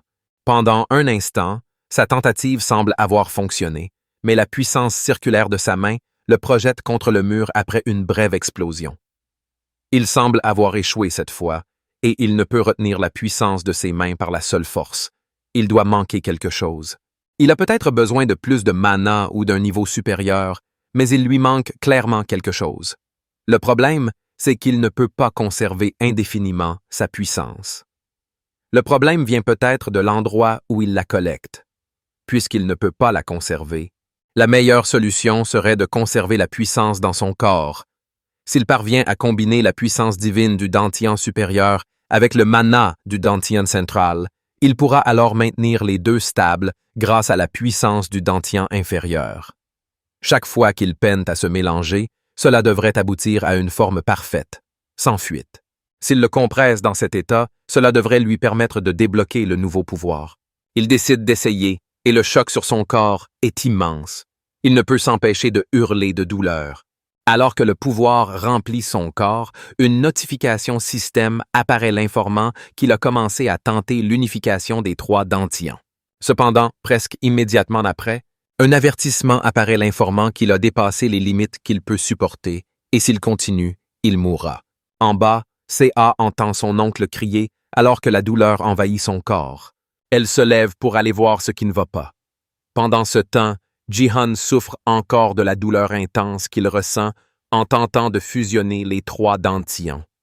Pour y parvenir et fusionner le pouvoir divin avec le mana afin d'utiliser la force, il doit utiliser sa force inconsciemment afin de les consolider. Les conditions d'unification sont très strictes et il faut maîtriser parfaitement les trois, de nature très différente. De plus, les statistiques de chaque personne doivent être d'au moins 100 pour que le processus se déroule sans accroc. Si vous êtes loin de ces critères et que vous tentez d'unifier les trois Dantians, alors il est possible de perdre la vie. Accourt vers la chambre de son oncle tandis que les bruits de ses difficultés s'amplifient. Elle l'appelle en courant, mais il ne répond pas. Finalement, elle arrive dans sa chambre et, à sa grande surprise, le trouve en bonne santé. Il prétend qu'il hurlait ainsi parce qu'il avait mal à la tête, mais il est évident que quelque chose de bien pire devait se produire. Elle ne le croit visiblement pas, même s'il essaie de faire passer cela pour une blague. Et Jihan cesse de plaisanter lorsqu'il remarque qu'elle s'est énervée à cause de ses actions. Soudain, C.A. se met à pleurer en lui disant qu'elle avait vraiment peur pour lui. Elle pensait qu'il lui était arrivé quelque chose. C'est pourquoi elle s'est précipitée dans sa chambre. Jihan se rend compte qu'il a peut-être fait une erreur en ne pensant pas davantage à C.A. sur le moment. Mais maintenant qu'il semble aller bien, elle lui demande à nouveau s'il va vraiment bien. Il décide de prendre la chose au sérieux et lui dit qu'il va bien.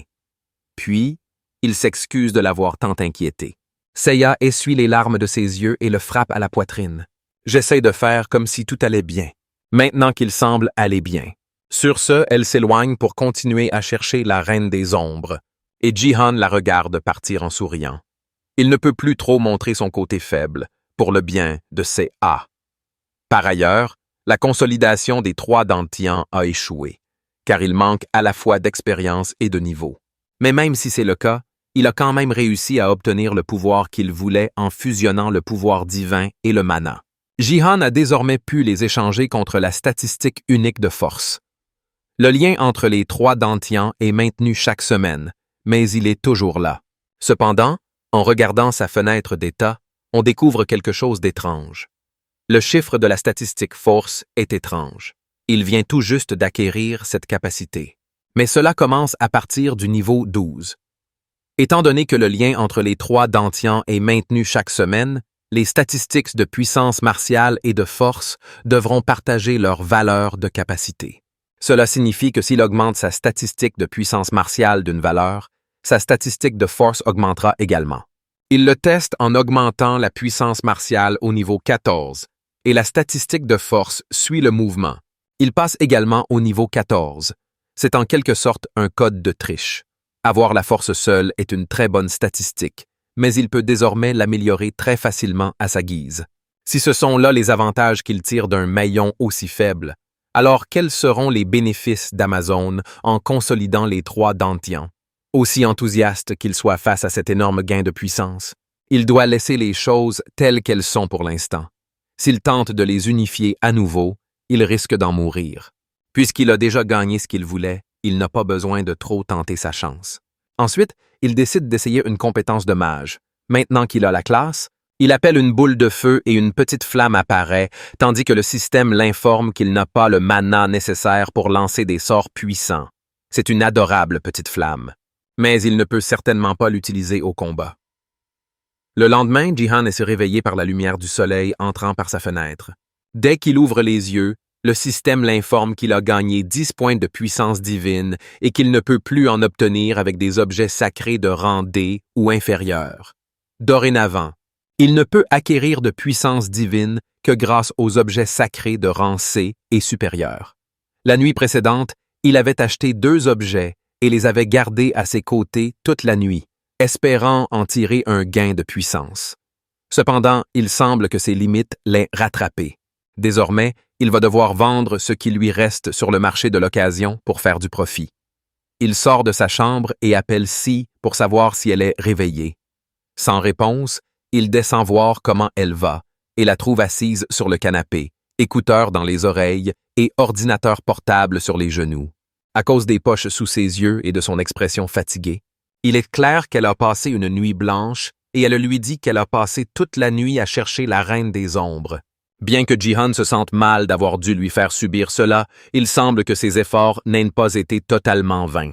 Elle lui montre un clip d'une chaîne appelée Another Species Fan Cam, qui est une chaîne de tubes de combat qui se concentre sur l'observation des autres espèces qui semblent assister à leur jeu. Ils utilisent leur don appelé Scope, qui leur permet de zoomer avec leur caméra de streaming. Grâce à eux, CA a pu trouver quelque chose d'intéressant dans la rediffusion du match auquel Jihan a récemment participé, dans la zone spectateur, assis sur ce qui semble être des trônes spécialement conçus. Il y a 2 elfes qui répondent certainement aux critères des reines avec leur apparence de haut rang. L'un de ces elfes en particulier est un elfe noir qui semble certainement détenir une sorte de royauté. Jihan admet qu'il pourrait y avoir une part de vérité dans ce qu'elle a réussi à trouver, mais il est encore trop tôt pour tirer des conclusions. Pour l'instant, CA décide de continuer à chercher pour voir si elle peut trouver quelque chose d'utile parmi d'autres enregistrements. Jihan, d'un autre côté, est sûr qu'une constellation ne serait pas trouvée si facilement.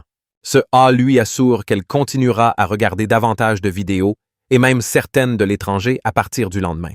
Et sa façon de parler est presque professionnelle. Elle propose même de monter certaines de ses vidéos avec lui pour les publier sur BattleTube. Elle sait comment faire des vidéos depuis qu'elle regardait celles de son père pour le plaisir. La mention de son père fait que Jihan se fige et pense à lui une fois de plus. Il n'arrive pas à croire que quelqu'un puisse abandonner sa fille comme ça sans raison réelle. À peine 2 jours plus tôt, lors de sa conversation avec Eun-Sik, le fonctionnaire du gouvernement avait révélé qu'il connaissait peut-être le nom de la femme qui avait volé le roi de l'épée. Elle s'appelle Ito Shizuru et possède le don de rang SSS appelé « Femme d'une beauté incomparable ». Il est possible que Yoon Se-jin soit tombé sous son charme et c'est aussi ce que pense le gouvernement. C'est une nouveauté pour Jihan, mais les révélations insolites ne s'arrêtent pas là. Eun-Sik prévient Jihan que la compétence « femme d'une beauté incomparable » va au-delà du simple contrôle mental et peut même influencer les pensées. Quelque chose de similaire s'est déjà produit plusieurs fois auparavant, où les étoiles montantes coréennes finissent par être naturalisées au Japon. Il est fort possible que l'utilisation de ce don soit illimitée, ce qui signifie qu'elle pourrait apparaître à tout moment et tenter d'ensorceler un autre joueur puissant. Après cette conversation, Jihan a continué à chercher plus d'informations sur Ito Shizuru, mais c'est comme si Internet avait été vidé de toute trace d'elle.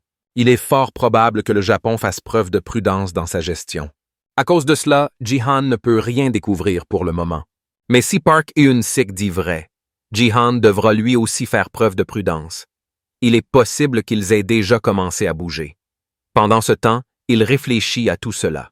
Un avion atterrit dans un aéroport coréen, et sur l'aile, il est écrit que l'avion appartient à la Neo Self-Defense Force. Finalement, le temps passe et un autre événement majeur arrive dans la vie de la petite famille. A atteint son oncle à la porte, qui semble prendre son temps pour se préparer. S'ils perdent encore du temps, ils risquent d'être en retard. Finalement, Jihan termine ses préparatifs et sort à sa rencontre.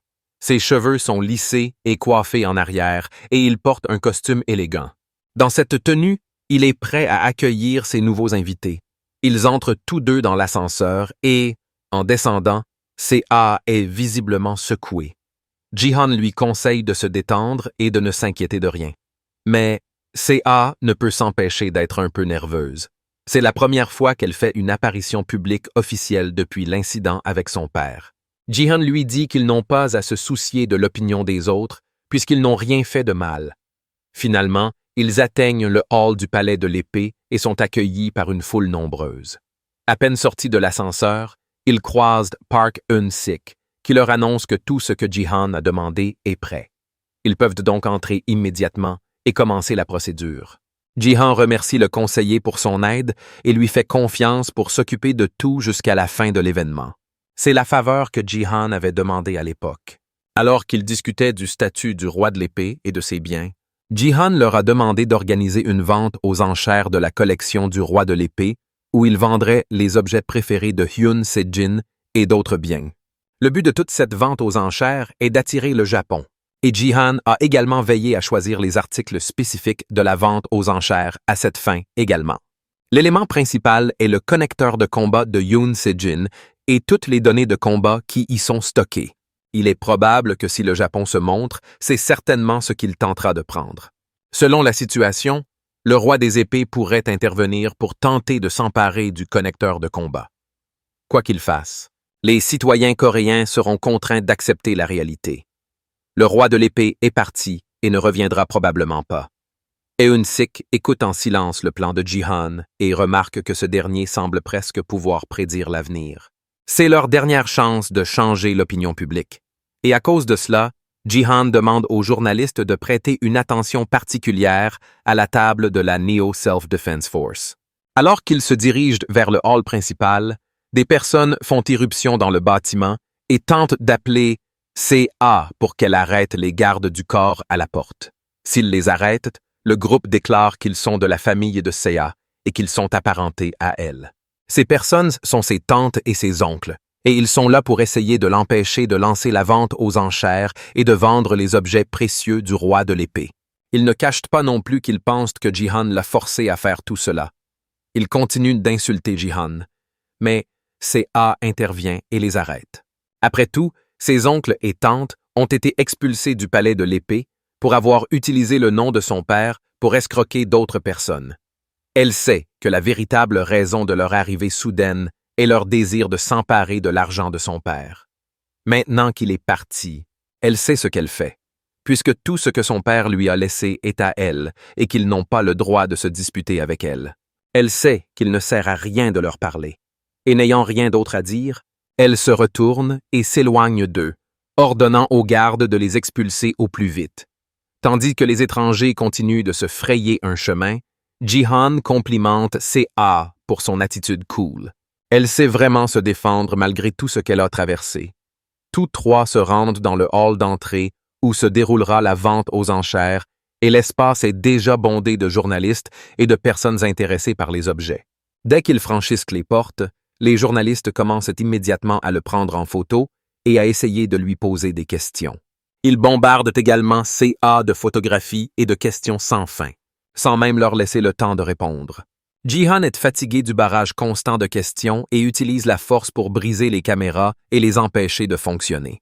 Maintenant que le bruit a finalement cessé, Jihan leur rappelle qu'ils sont actuellement à une vente aux enchères. Ce n'était pas une conférence de presse. Puis, une fois tout le monde installé, ils se préparent à lancer l'événement. 3 objets ont été préparés pour cet événement. Le premier est le connecteur BattleNet de Yoon Se-jin, qui réduit la sensation de douleur de 99%. Il est également fourni avec toutes les données enregistrées par le connecteur. Voici l'analyse des combats réalisée par Yoon Se-jin lui-même, une analyse des meilleurs joueurs d'Asie de l'Est. Les données du roi de l'épée sont précieuses et les données d'analyse seront très utiles, d'autant plus que le match Corée-Japon aura lieu prochainement. D'après les murmures dans le public, Jihan peut dire que personne ne voudrait laisser tomber aucun de ces objets. Les données d'analyse d'un joueur de haut niveau sont inaccessibles. Dès qu'il a fini de parler, quelqu'un lève la main dans le public et Jihan le reconnaît immédiatement. Il se présente comme Takeda Kazuo, un responsable du recrutement de la Neo Self-Defense Force du Japon. Il offre immédiatement 5 milliards de yens pour tous les lots mis aux enchères. En plus de cela, il souhaite également demander une rencontre privée avec Jihan et CA. Ses intentions sont incroyablement évidentes, et il n'essaie même pas de cacher ce qu'il veut vraiment de cette rencontre. Jihan refuse de jouer à ce jeu et dit directement à l'homme que s'il a quelque chose à leur dire, il peut le faire devant tout le monde.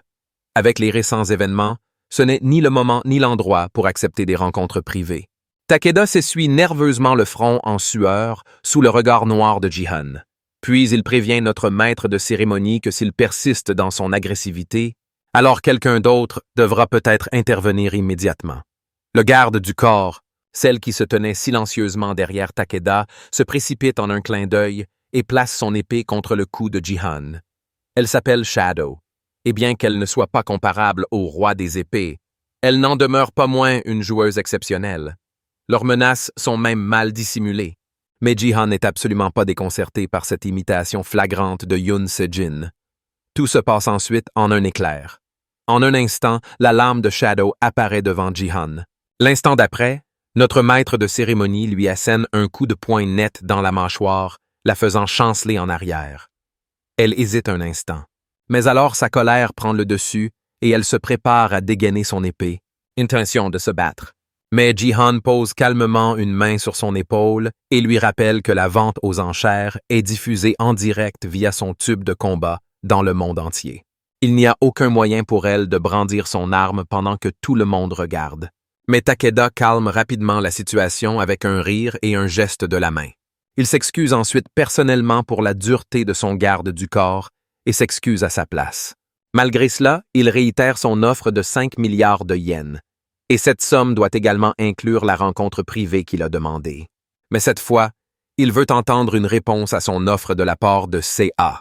Après tout, les biens du roi de l'épée appartiennent désormais à CA. Elle est donc la véritable propriétaire de cette vente aux enchères.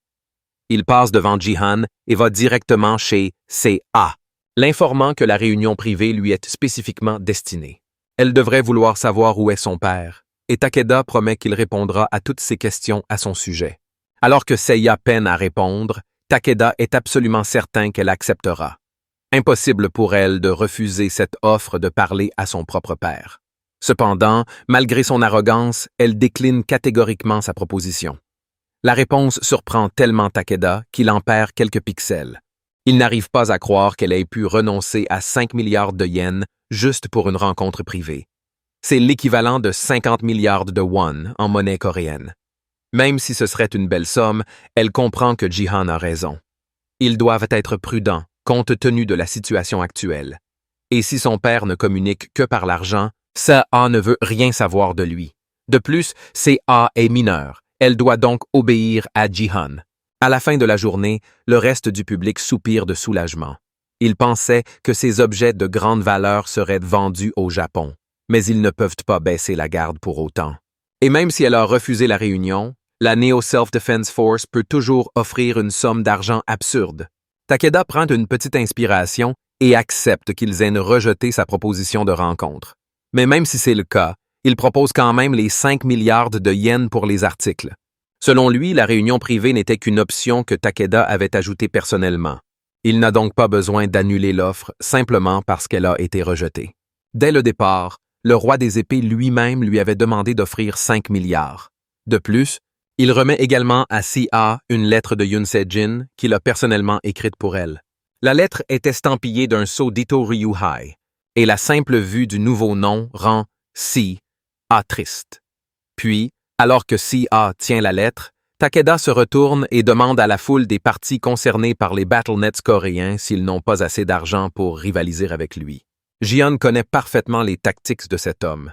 Après tout, le responsable du recrutement des forces d'autodéfense néo-américaines a été banni des États-Unis dans sa vie passée.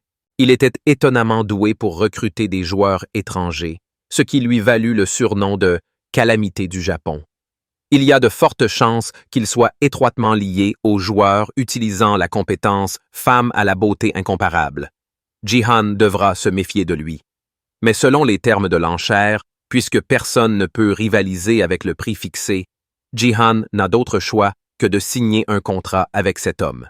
L'atmosphère est tendue et le Japon a pris les objets beaucoup trop facilement.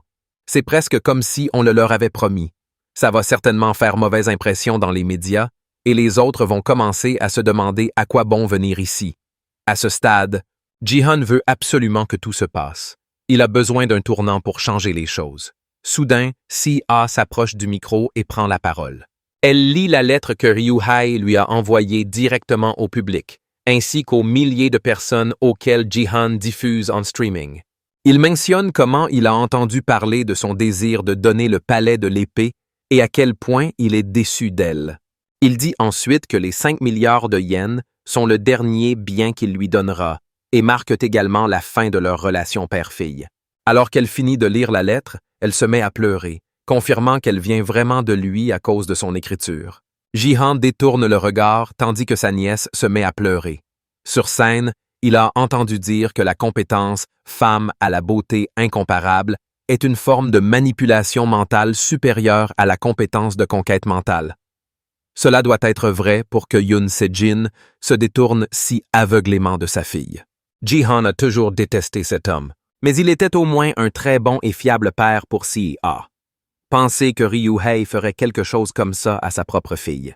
Si-A arrête de pleurer et déchire immédiatement la lettre en lambeaux. Elle demande ensuite à Takeda de transmettre un message à Ryu-Hai.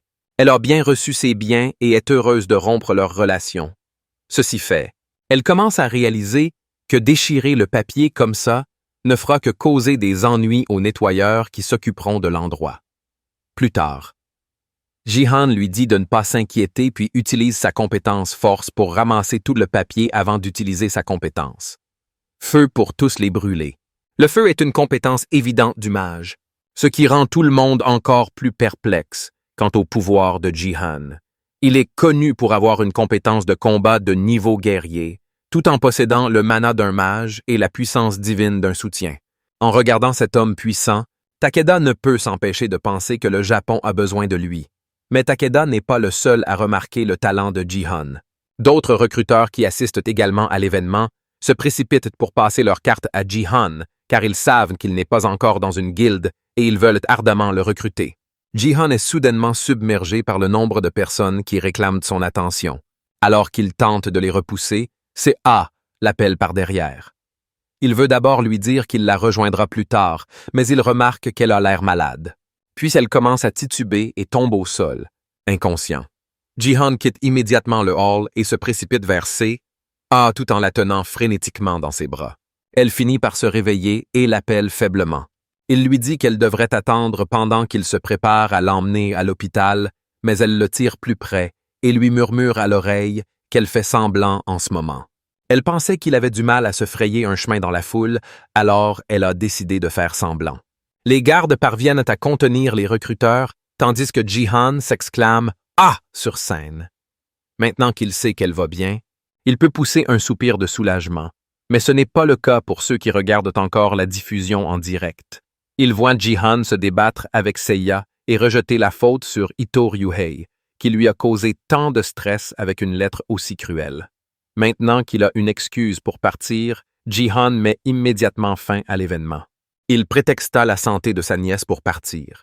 Il l'aida alors à se lever et elle confirma vouloir retourner au penthouse et se reposer. Alors qu'il s'éloignait, Takeda essaya encore de le contacter, offrant sa carte et demandant s'ils peuvent être correctement présentés plus tard. Jihan ne regarde même pas la carte et utilise la force pour l'arracher de la main de l'homme et la déchirer en morceaux juste au-dessus de lui.